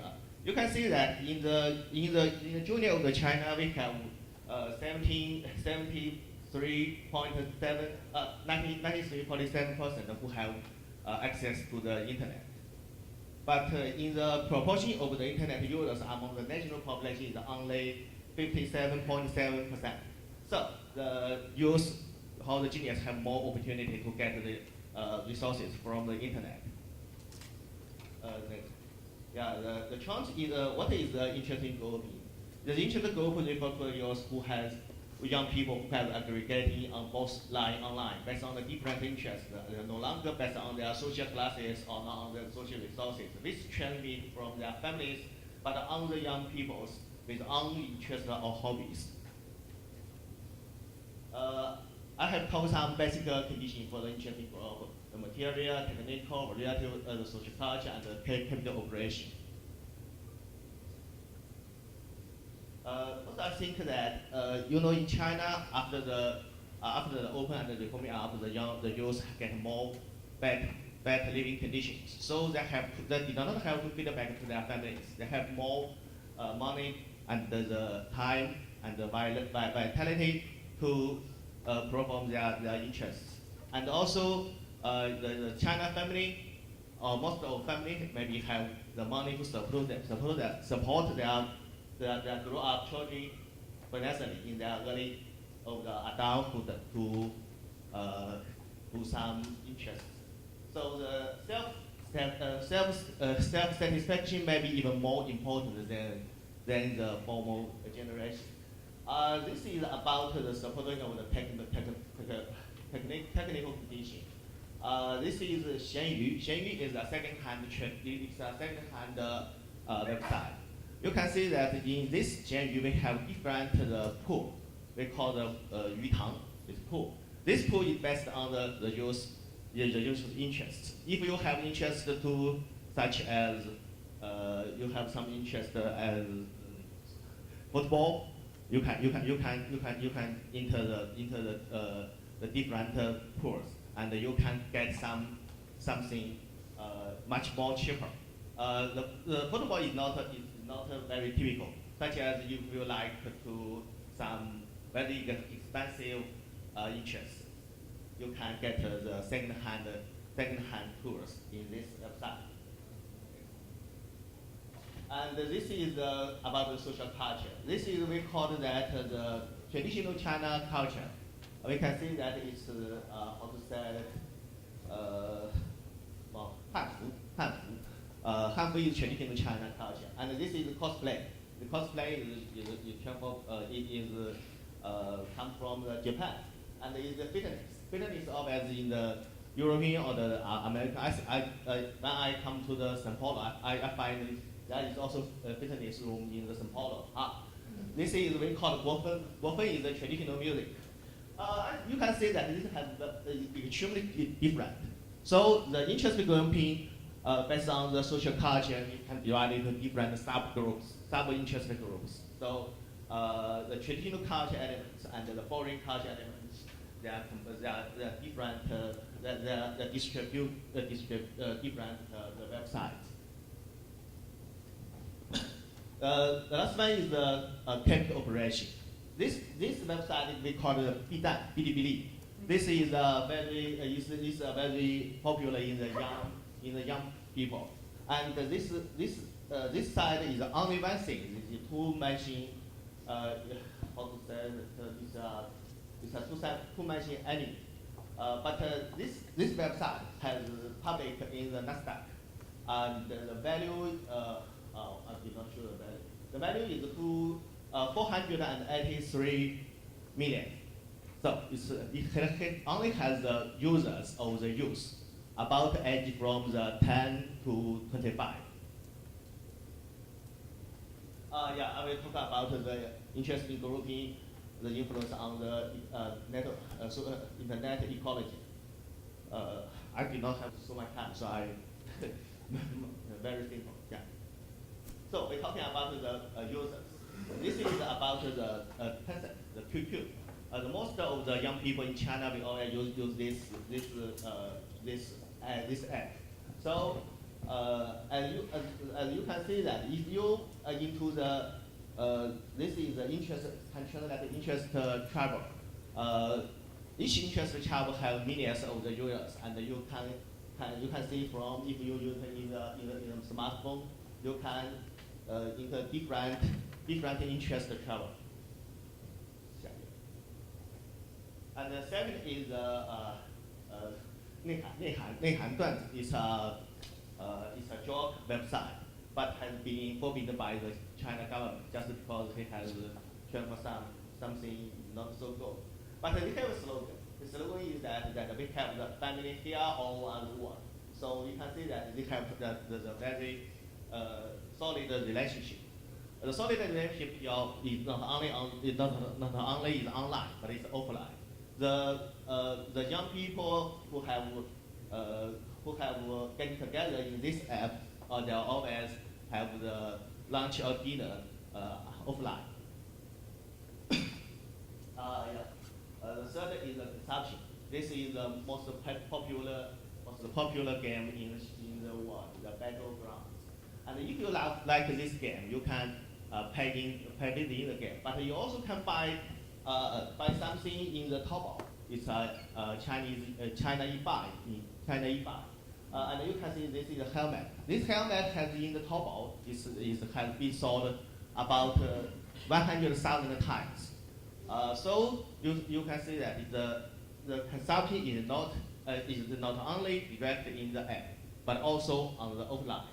This is the CEO of the Tencent Group. This is Ma Huateng. He always said my persistent worry is the lack of the understanding of the young's interest. He said that. So that you can see that for the internet for the consumption, the interest in grouping is very important for the large companies. The first is the content, but you can see that this is Douban. Douban is Douban has gained the like-minded young by the main interest. Among these, the various sectors, one of the most famous is the Douban value film, and even a leaderboarding developed from this sector, whereby many people judge the quality of a film. It's very difficult to understand by the foreigners. In China, in China we have a subculture we call 屌丝.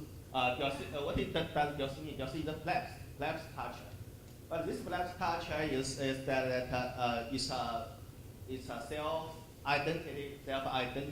I'm not the middle class. I'm not the rich. I was in a low class. I'm poor and something else.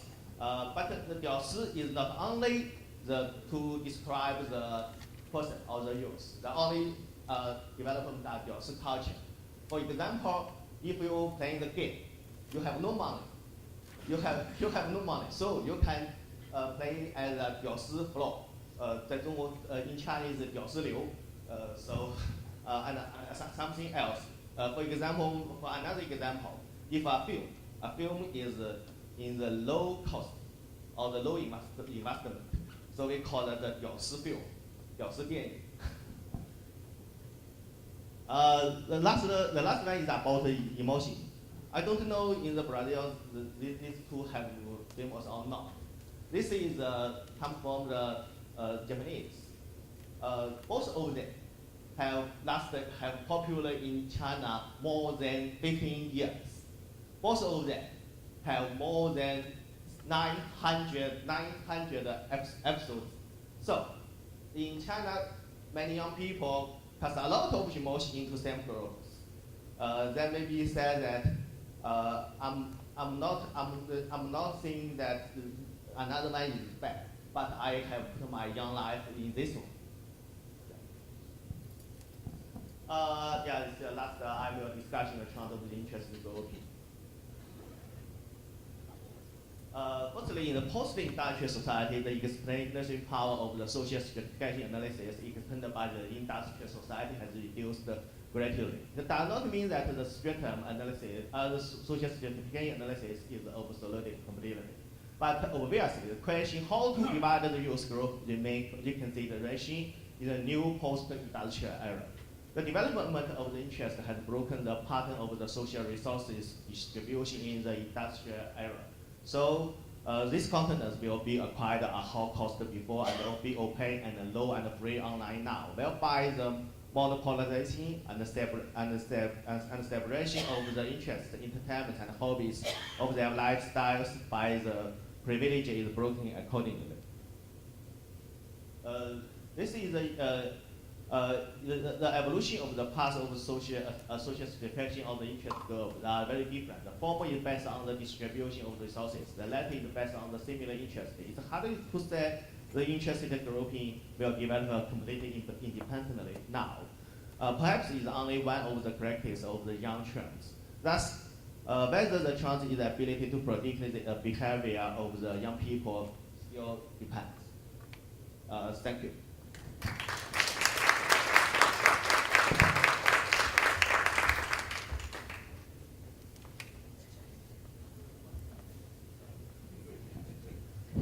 So now it's Lu Peng's turn.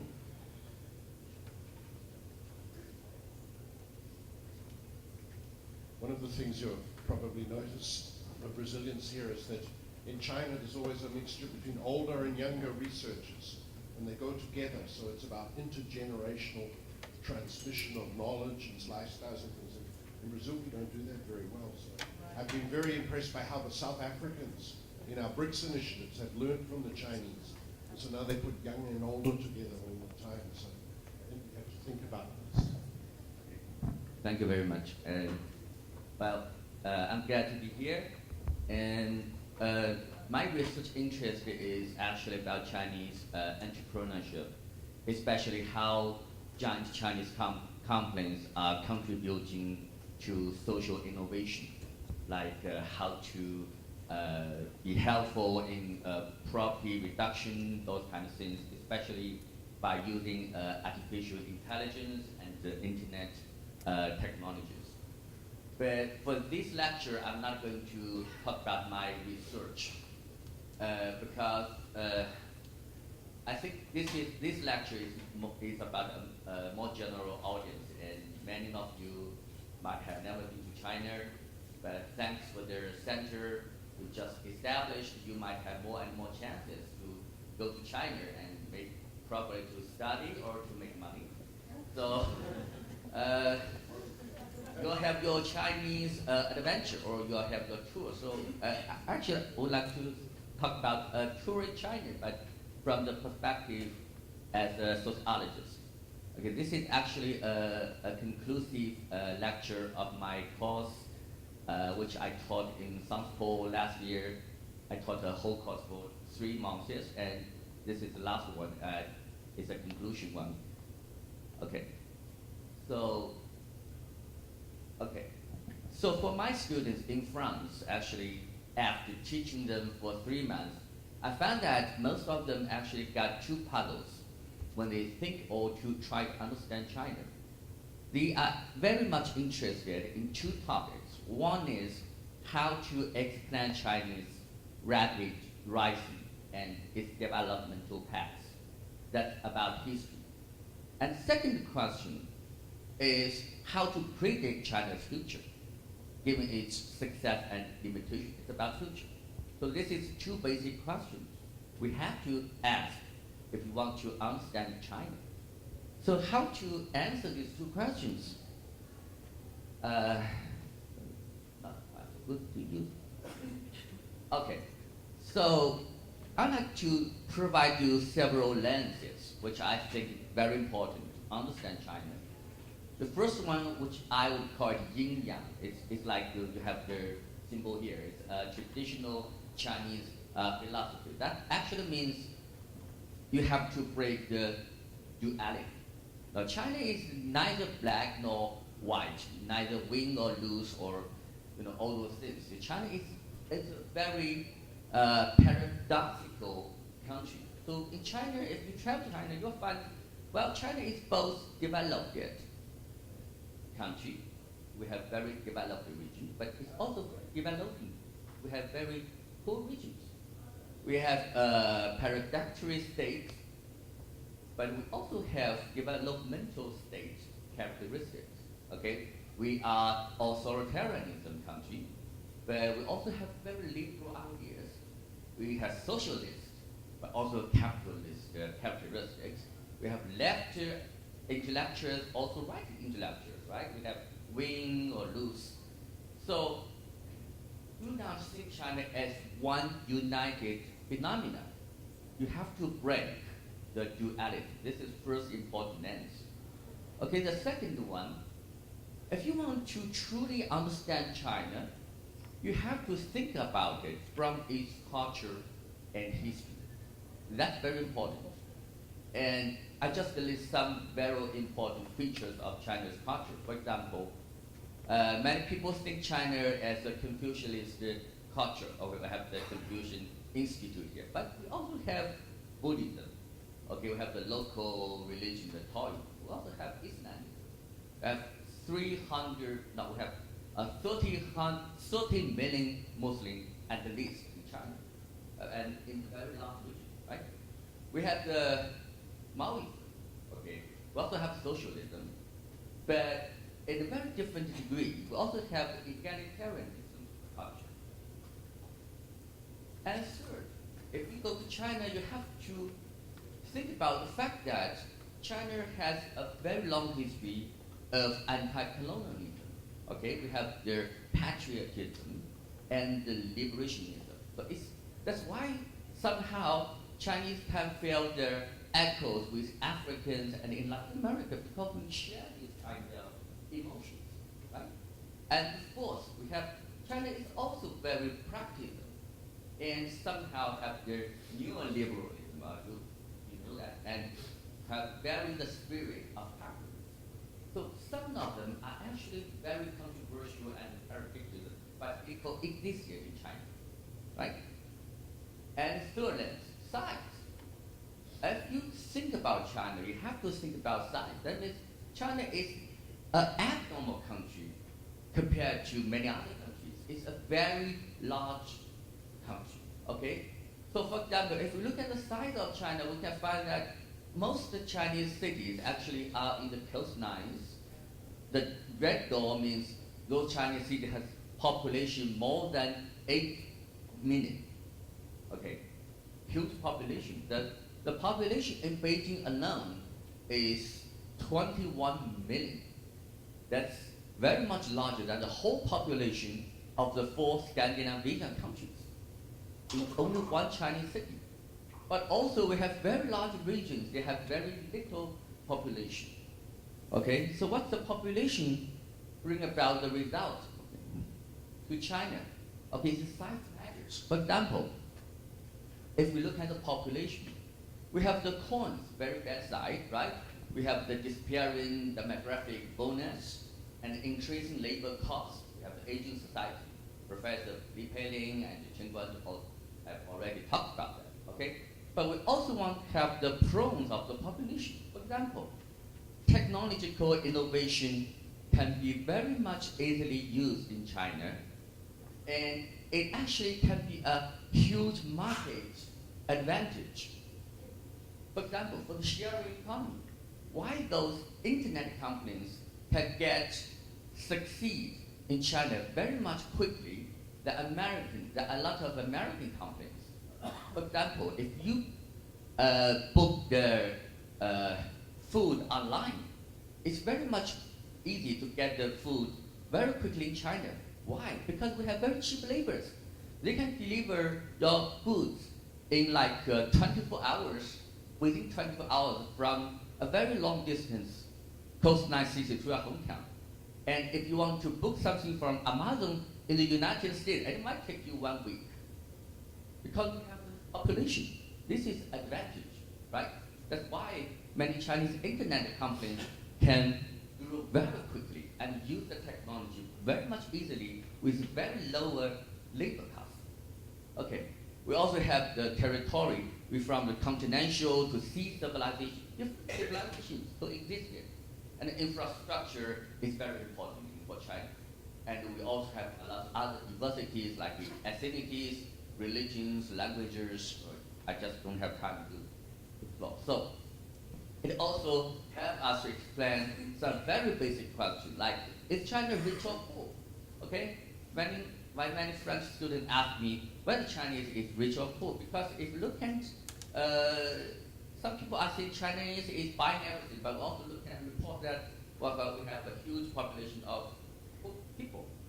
But it's actually, it's not a very easy question to answer. But I have 2 links of YouTube, and I can leave my PPT here. And if you're interested, you can just click the YouTube. We have a very short video to explain this question. But the basic answer to this question, we have to know that Chinese people are very much different. So you can click this one to know the answer to how different are Chinese people. Okay. And the last 4 is Guanxi. Okay, that's also very important if you go to China to make money. Okay. So the baseline is that there is always informal in addition to formal. Okay, you learn a lot of things from textbook about those formal rules. But if you want to succeed, you have to learn those informalities. I think it also works in Brazil, I think. So don't be perplexed by those sophistications like ideology, slogan, documents, policy. So you have to think about how the power really works, okay? How the reform really implements, okay? So the baseline is to take China as a normal country, okay? And last 5 is from the bottom. That means how to understand China, from which way, okay? Many scholars might try to understand China from New York Times or from the People's Daily. That's like the bottom line perspective. However, you have to understand and try to observe China from the very bottom, from the everyday living of Chinese people. Okay, I don't have time to talk about it, but cohorts and generations, social classes, gender, education, all these things are very important to understand the bottom living of Chinese people. Okay, I just gave, this is the first part, okay? I get the second part, okay? We are armed with those theoretical perspectives of understand China, and then we have to implement it, okay? We go to China. How we start a perfect Chinese tool, okay? So, of course, then you are trained as a sociologist. So we combine these two lenses together. Okay. Okay, first of all, if you travel to China, I recommend this documentary. It's a tourist documentary by BBC, Wild China. But I'm not going to talk about this one. I'm going to talk about some cities I recommend if you go to China. First of all, you have to go to Beijing. But people have the impression of Beijing firstly about the Forbidden City, the Great Wall, others. But to other things, you might feel interested. Okay, I got YouTube link but I don't have time to explain. The first one, I recommend you to go to the New Jie Mosque. It's actually a very beautiful street, but with the Muslim mosque. Okay, you go there, you'll find that, okay, China is not only Confucianism, right? I also have Islamism over there, right? And then you go to Peking University, you will find an institute called South and South Cooperation and Development. They have a lot of students there from, the south part, and they are studying Chinese and other training courses there in Peking University. Okay, and then you go to Shanghai. Shanghai is like the Chinese New York City. It's a financial center. Okay, however, in addition to the financial center, what you can see from Shanghai. Okay, I recommend two things, very interesting links. It's about the leftover women. That means the women beyond the age of 30 and they don't want to date, don't want to have sex, don't want to get married. Okay, that's what we call the leftover women. They don't want to find a boyfriend anyway, or girlfriend. So you can go to the YouTube, you can find there in Shanghai there is a wedding market. What's the wedding market? That's a park that the parents of the young girls and boys, okay, not young girls, 30 age man and woman, the parents go there, hand the fleet of information of their children on the park, they are selling goods, but you just look at the information of the children. And I introduce my children to your parents, okay, it's a blind date by your parents. Your parents are helping you to date. Okay, why it happened? Because we look at how the middle class women interpret their life. Why they don't want to get married in the Chinese New York City? Why they don't want to have sex? Why they don't like men and they don't like women? Okay, why? Okay, the middle class anxious life. Okay, go to Shanghai and then you go to Hangzhou. Hangzhou is like the paradise city in China, very good for thing, and you have to be there. That's one of most of the Chinese cities there. But if you go to Hangzhou, you find what? In addition to the wine, you can find the self-service everything. That's the Chinese capital of internet. Go to Hangzhou, you can do almost everything by machine. Okay, you buy everything. You do not need to use cash. Actually, not only in Hangzhou, in almost every Chinese city. China is already a cashless country, but if you go to there, you go to Alibaba, they have the unmanned and cashless store. You can look at the link. You have how the AI technology is working in China, and the new retail. Okay, so everything is functioned without human being over there. Okay, it's more like the city of future. Go to Hangzhou. It's another side of China. Okay, and then you go to Chengdu, you see the panda, of course, and the spicy Chinese food. Okay, you go to the west. But in addition to the panda, what can you see? This is new rural of China. Okay, Chinese rural is not only.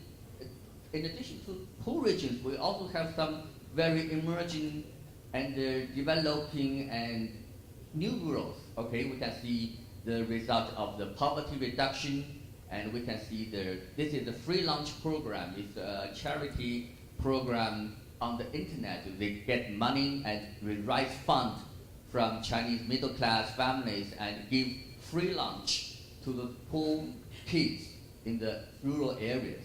And it's implemented in the Sichuan, in the Chengdu area, very successfully. Okay.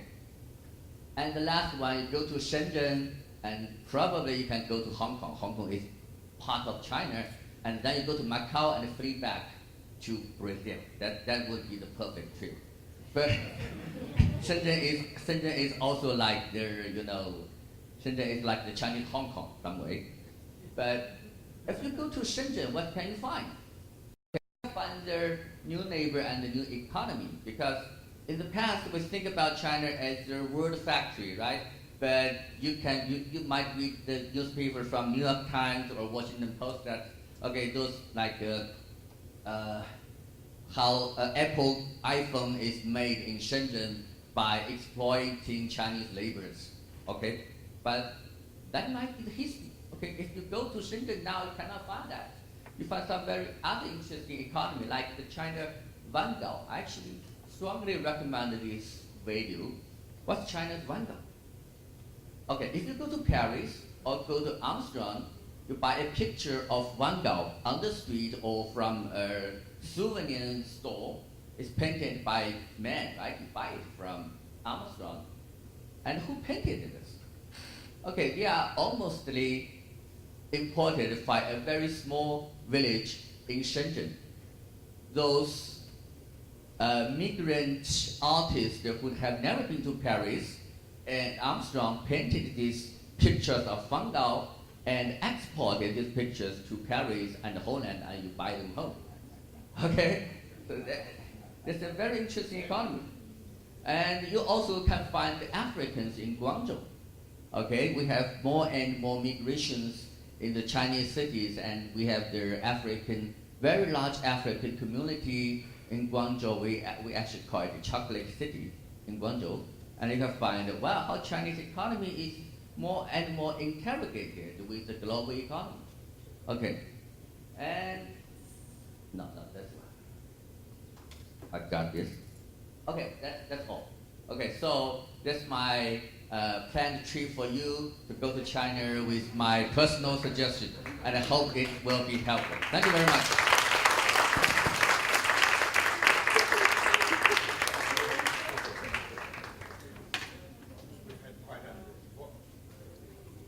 Quite a voyage now, but this is the kind of quality of the research and the type of researchers that we're going to be able to interact with.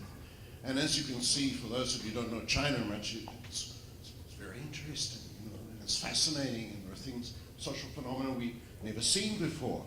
And so this is part of the attraction of working with China, and people like Sally, myself, José Vicente, and Vivian. We've been, fascinated by discovering this country where everything is changing so fast, and we cannot register it, and we have an incapacity to understand it.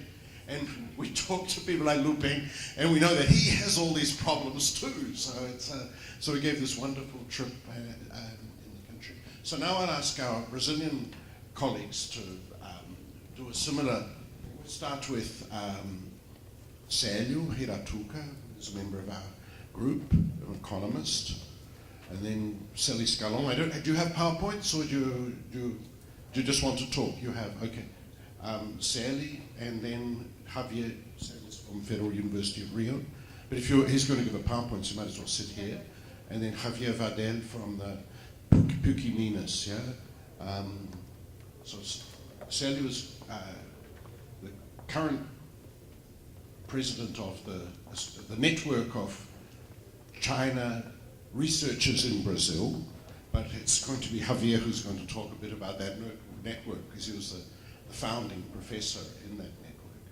Javier is from international relations, so he'll also give an idea about what's going on in international relations in Brazil. Sally will give an idea of what's going on in economy in Brazil. It's like, sit them 10 minutes, because, and what our group has done. And then Sally has been the leader of a part of the work that has been done on in sociology and social stratification. We'll talk about that, okay? We have to keep a kind of eye on time now, folks, all right? Time, I hate time. But we've got maybe 10 minutes or something. Okay.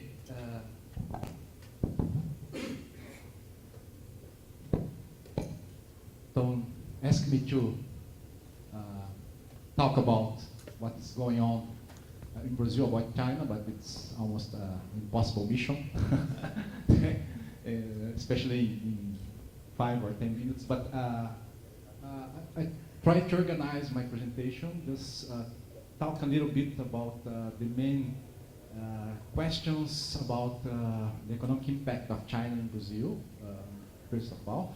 But also, I would like to make some comments about the challenge that it's to developing country as Brazil, to try to understand the process of development of China.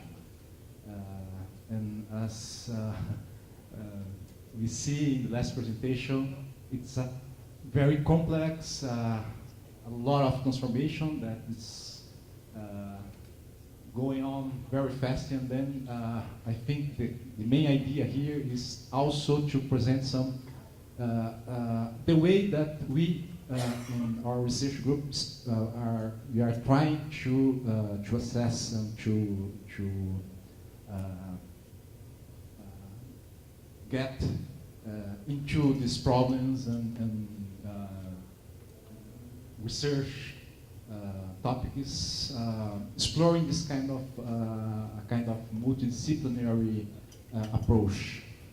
Then I'd like to start just showing some numbers, probably for the Brazilians, they know these numbers very well, but for my Chinese colleagues, maybe it's interesting to show this one. The relationship between China and Brazil started a long time ago, but it was especially after the commodity booms in the early 2000s. The trade flows was the first dimension of relationship between China and Brazil. This is the trade balance between China and Brazil. We have a strong increase that started in 2003 and grew very fast.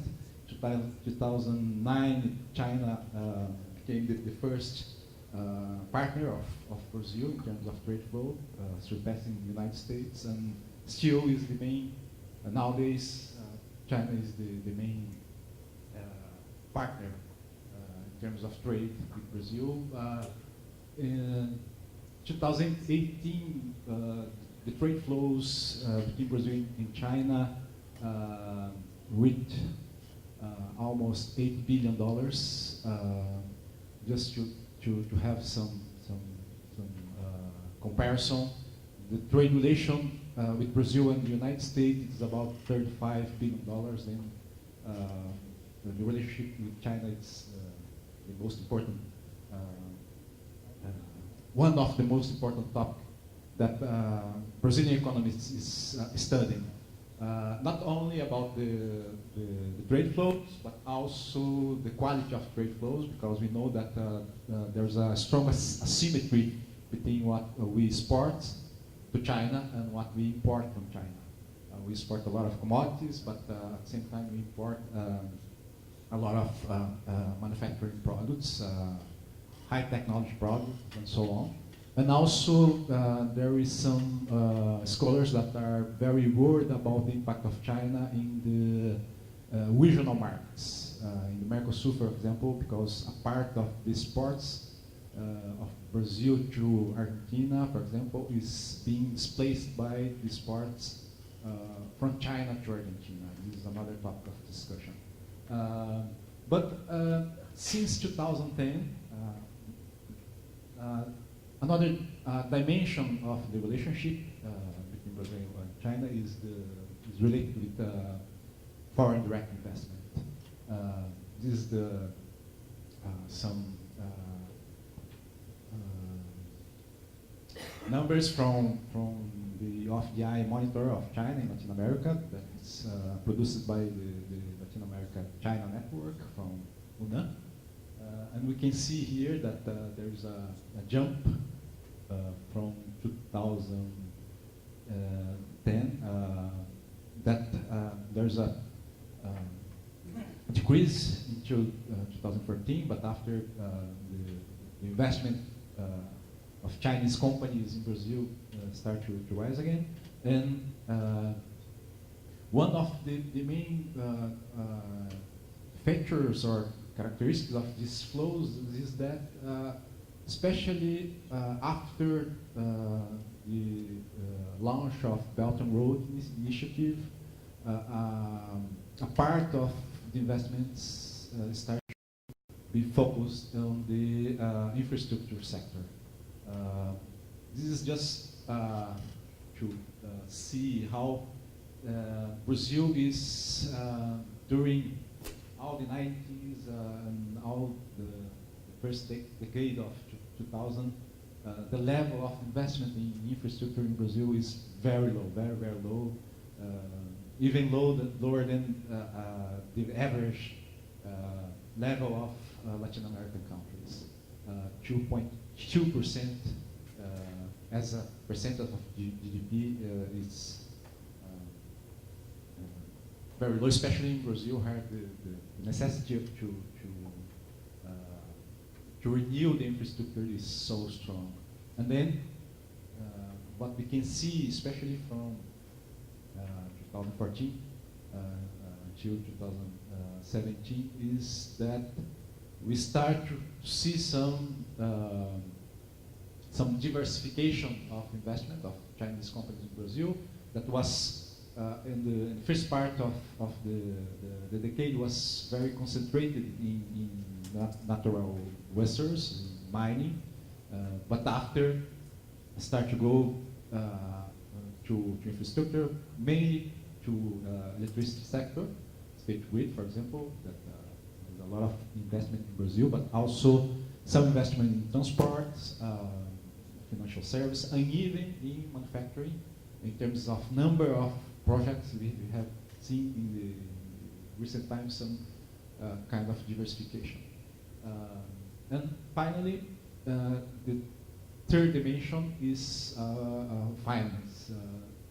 We can see here some numbers that between 2003 and 2017, 2007 and 2017, 10 years, we received about $30 billion in terms of finance of, especially from public banks from China. Then this is a kind of general view of dimensions that it's related directly with the relationship between China and Brazil that researchers are trying to understand, to detail, trying to think about. And the last one, it's this is more related with my interest, is the new the new effort of Chinese economy to try to be a more innovative country, and like here's just some numbers that just to see how fast is the growing of research and development expense as a percentage of this is the absolute value of R&D in China. That is very close to the United States. In terms of percentage of GDP, is not so high, but it's growing very fast. And this is related with this kind of transformation and necessity to foster the structural change in China towards activity with more productivity, with higher wage and so on. And especially one of more interesting things that is happening is that also it's related with this kind of complexity of Chinese economy. In terms of GDP per capita, we can say that China is a developed country. But when you see some numbers, for example, the number of Chinese companies in the top 1,500 R&D companies. In 2010, China has was the ninth in the ranking. Has just have just 19 companies in the ranking. Just 6 years after, China was the fourth in the ranking with 160 enterprises.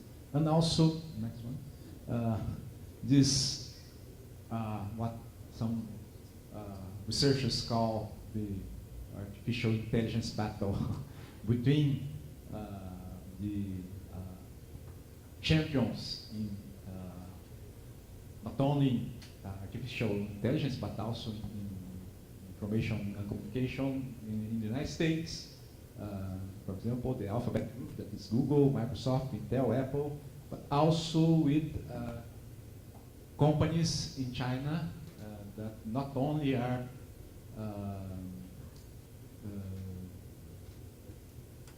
making a lot of investments in general IT, but also in artificial intelligence.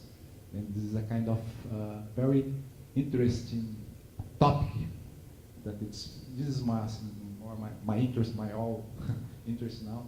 But just to go into the end of my presentation, the next one. This is another number. This two.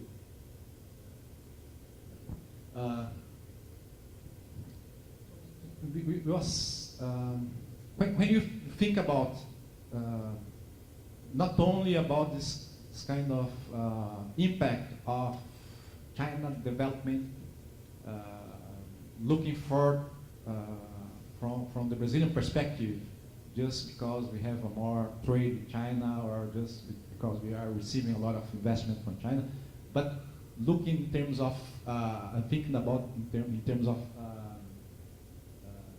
development model of China.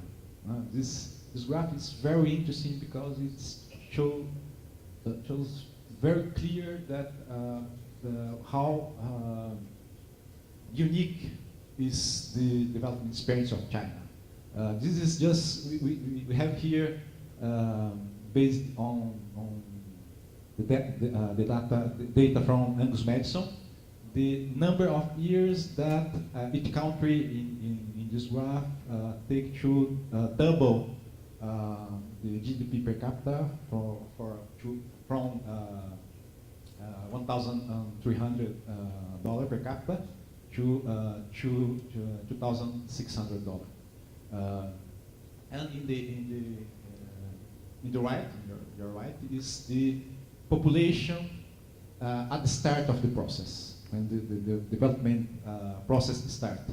Then we have in the 18th century United Kingdom, the pioneer process of industrialization.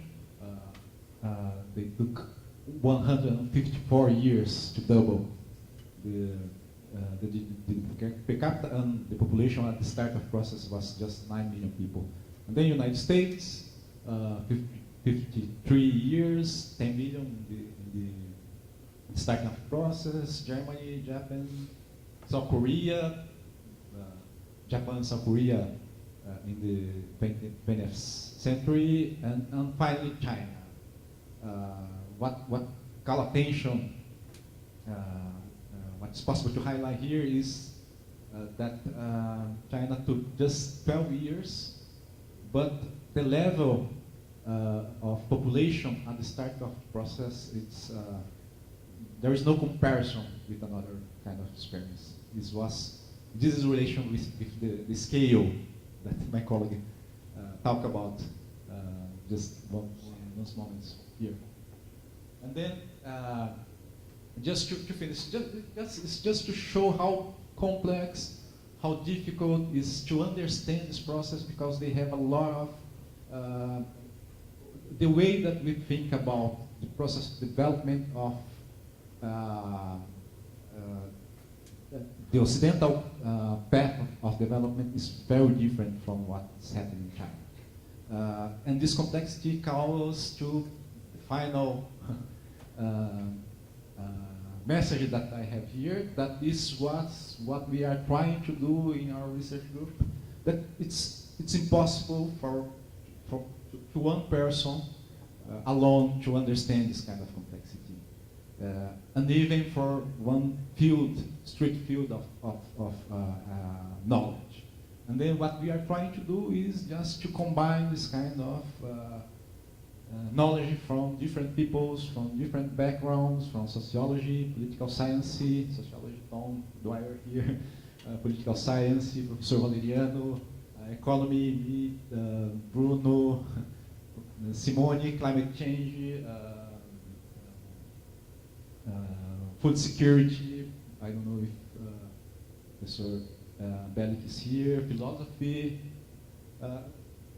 Just to conclude, what we are trying to do in our research group is trying to mix this knowledge, going with a very open dialogue between us, but this opportunity to open this dialogue with our colleagues from Cass, it's not only necessary, but the only way that I think that's possible to understand this complex process of social and economic development of China.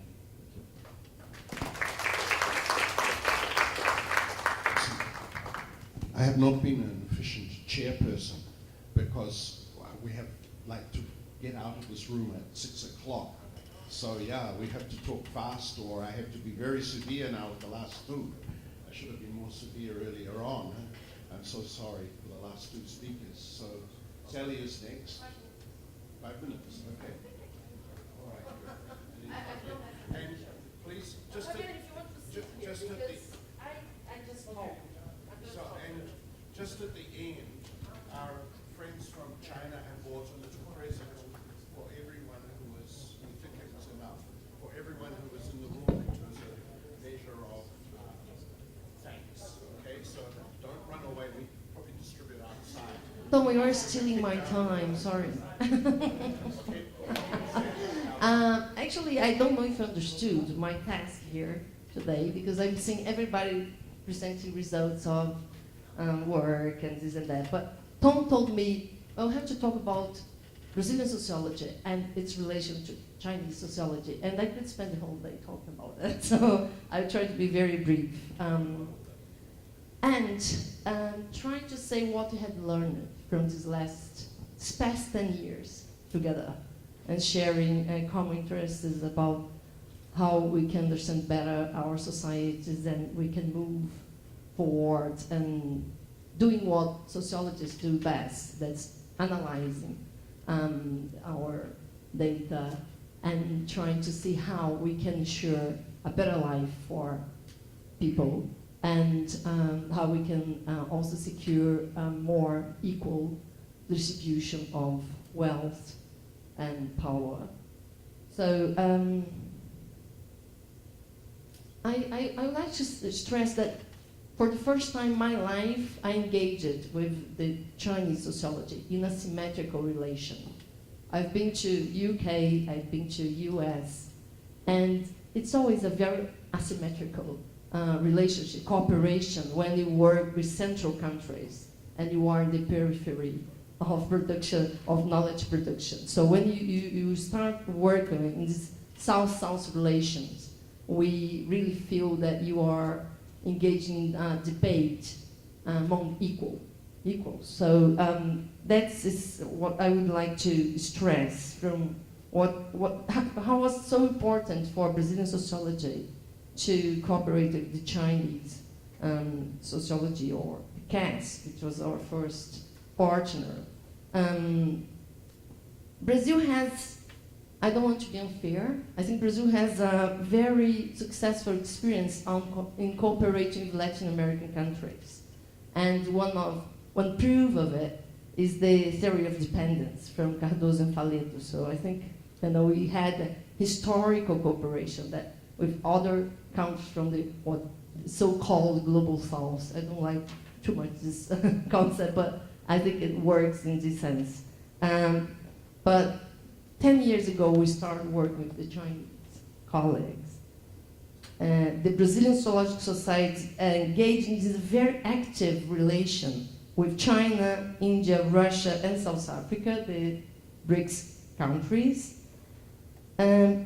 the result was very interesting because today the International Sociological Association recognizes the BRIC sociology, and it is very important to be recognized by the whole world, the sociologists from all over the world, that we are a group, and that make us much stronger in this environment, academic environment of competition, and of course cooperation, solidarity, but also competition. So we are recognized as a group, and we are recognized as a group that produce good sociology, that do practice good sociology. My first memory of, and I talk about my experience because it's 10 years ago. In 2009, I was the secretary of Brazilian Sociological Society. Professor Tom Dwyer was the president. And Professor Peilin came to the Congress, and that was the first time we met. Actually met in a very nice site, overviewing the Copacabana beach, you know, there's the part of the Congress. And Tom introduced me to Professor Peilin, and I didn't know what would come next. And I think it's a result of the generosity of Professor Peilin and Professor Tom Dwyer. I was invited to edit a book, the handbook on social stratification in the BRIC countries. It was the first book we did together, followed by four books and many other articles that, you know, analyzing sociology, societies in China and Brazil. That time, then we went in 2011. We had a delegation of, I think, 6 or 7 sociologists, Brazilian sociologists, who went to Beijing, to the Cass, for discussing the book. And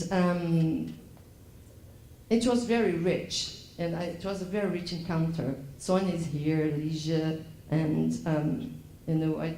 Tom, of course, and we've been there, and we start to know better our colleagues, you know, that we had the book, but they haven't had this interaction face to face. That time was also the seed for PASS. PASS is a research group on certification social trajectories. And we have here 4 colleagues, Fernando, André, Ligia, and I. We came just to be with you, and that works with, this group is dedicated to analyze inequalities and its relation with, their relation with demography. So, and I think stratification was the first thing. It wasn't random, because as you see the presentations today, you know, the sociologists in China are very much dedicated to study stratification, and we can talk about, I have a lot of thoughts about that. And in Tom too, we had shared this, and but anyway, we don't have time. After this meeting, we made friends. And I have friends in China today that I miss every day. But fortunately, we meet every year, and it's always a joy to be together. By that time, I didn't understood what was the meaning of friendship to the Chinese and the Chinese culture, but today I think I do. And it's very like the meaning for Brazilians too. So I think we've been learning from each other, more about, because people say, oh, it's very different. It's impossible to do BRIC sociology because the societies are very different. But we had found a lot of similarities. Anyway, don't say my time's over. I just want to finish saying that we are living in very difficult times in Brazil today. And not only in Brazil, in many countries. Times when sociology has been directly targeted. The Cass-Unicamp we are celebrating today is a breath of fresh air that brings us hope and enthusiasm. A hand held out to us from our friends. I believe sociology as a discipline, as a science, has the power of building bridges among countries just for allowing us to better understand each other. It is a very difficult mission in our divided world where many people prefer to build walls instead of bridges. But together we are stronger. And I just want to congratulate Cass and Unicamp to get together and bring all of us to their party. Thank you.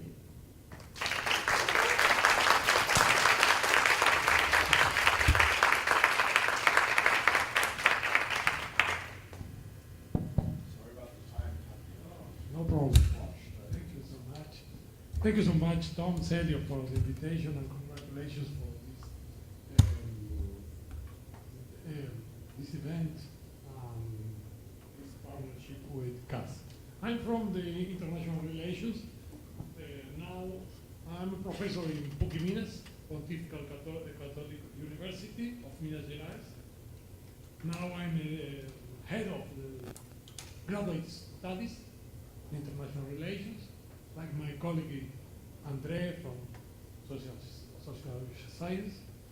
I wrote my presentation, very objective, and I was invited to address to talk about the trends in international relations, research related to China. I work on China, Latin American-China relationships, specifically BRICS, and so on, and emerging countries, emerging powers. And to introduce the Brazilian network of China studies, which was founded last year as a kind of forum with a flexible institutionalization, like a forum. The network intended to be a focal point of researchers and professionals interested in China. It was an initiative of a group of scholars and diplomats in Brasilia in 2017. In Itamaraty, Ministry of Foreign Relations, Brazilian ministry. And I want to thank Marcos Cordero Pires from NESPI, Marco Tulio Cabral from Itamaraty, diplomat, for the support. Last year in PUC Minas, our university, we held the first conference of the Brazilian network of China studies. I don't know how to translate already Brazil, China. That's okay. In October this year will be held here in Unicamp. The network has grown in an impressive way, and it brings together professionals from different areas. It's like Celio last PowerPoint. Scholars, journalists here, scientists, lawyers, students, diplomats, military, and businessmen. The network has a plural spirit, interdisciplinary, transdisciplinary, and we are almost 200 members. The Brazilian network of China Studies is a forum of debates, ideas that intends to promote the exchange of ideas and to encourage the networking in order to know more about China and to improve the mutual relationship between China and Brazil in several areas of human life. Our kind of one-sheet networking way. My area is international relations, political science, foreign policy, and I want to focus in 2 points, in bilateral level and multilateral level. In bilateral level, the establishment of diplomatic relations between Brazil and People's Republic of China occurred in August 1974, during the administration of President Geisel. In 1984, President Figueiredo made the first visit of a Brazilian head of state to the Asian country. In 1988, under Sarney government, an agreement was signed for cooperation in the construction of satellites, the starting point of China-Brazil Earth Resources Satellites Program, SBERS. In 1993, under Itamar Franco's administration, was signed the Brazil-China Strategic Partnership, the first one with the Latin American country. During the government of Fernando Henrique Cardoso, the process of internationalization, 1995-2002, the process of internationalization of Brazilian companies began in that country with the agreement by Embraco, Embraer, and Marco Polo in China. In 2003, under Luiz Inácio Lula Silva government, was created the Sino-Brazilian Commission for High Level of Coordination and Cooperation, COSBAN. In 2012, under Dilma Rousseff government, the relationship was raised to the level of global strategic partnership between both countries. In 2017, under the Michel Temer's government, was created the Brazil-China Cooperation Fund for the expansion of productivity capacity. At the bilateral level, this relationship shows broad cooperation agenda in several sectors, such as trade, like Celio state, investment, energy, environment, science, technology, and innovation.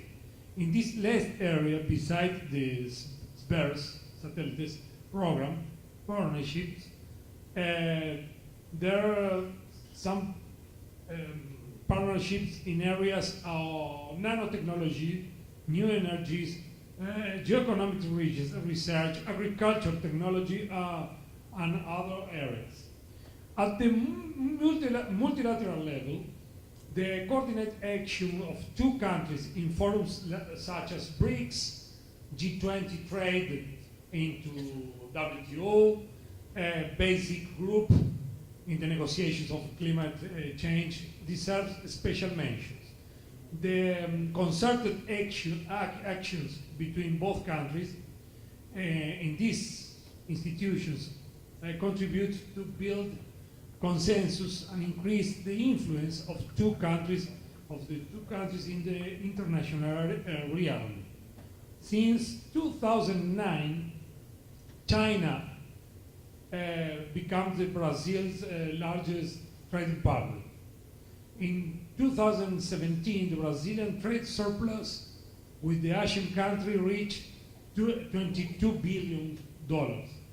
China is an important investor in this country with a stock of more than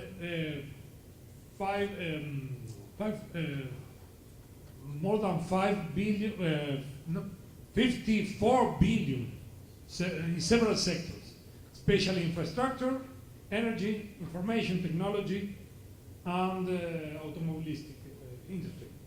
Many sectors of Brazilian economy depend on the Chinese market. Notably agribusiness such as soybeans, maize, the production of animal protein, paper, pulp, and so on. China is also a major supplier of equipment and components for manufacturing activity in Brazil. In financial sector, Chinese capital in the form of direct investment and loans plays a prominent role in the Brazilian energy sector: oil, gas, electricity generation, transmission, etc. There is also great potential for employment of Chinese resources in logistical infrastructure projects, whose development is vital to sustain growth and to think ways of development. Only the Brazil-China Cooperation Fund for Expansion of Productive Capacity provides a total of 20 billion for areas such as infrastructure and industrial modernization. Also important is the new development bank, the Shanghai-based BRICS Bank, and soon to open a regional office here in Brazil. In a context where multilateral institutions are under challenge and trade protectionism has created difficulties for the growth of the world economy, it is important to improve the partnership between Brazil and China. The community of professionals of Brazilian Network of Chinese Studies draws the attention of Brazilian society and its elected representatives to the need to promote, deepen the broad-ranging partnership between Brazil and China in political, economic, cultural, scientific, and technological fields. Such a relationship with one of the main players of the international system is coherent with the best tradition of Brazilian foreign policy, characterized by universalism, independence, non-intervention, like the Constitution, 4th article of the Brazilian Constitution, and contributes to promotion and mutual respect between countries. As a group of scholars and professionals working in this field, we are committed to producing useful knowledge to identify opportunities and strengthen the relationship between Brazil and China. Finish. Thank you so much.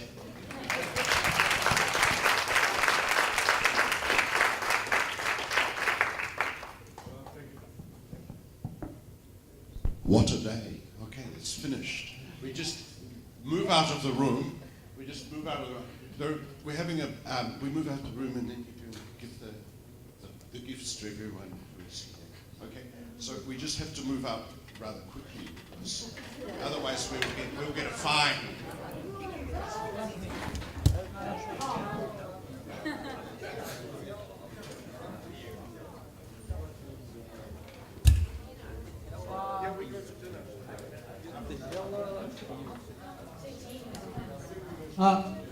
Sorry, everybody.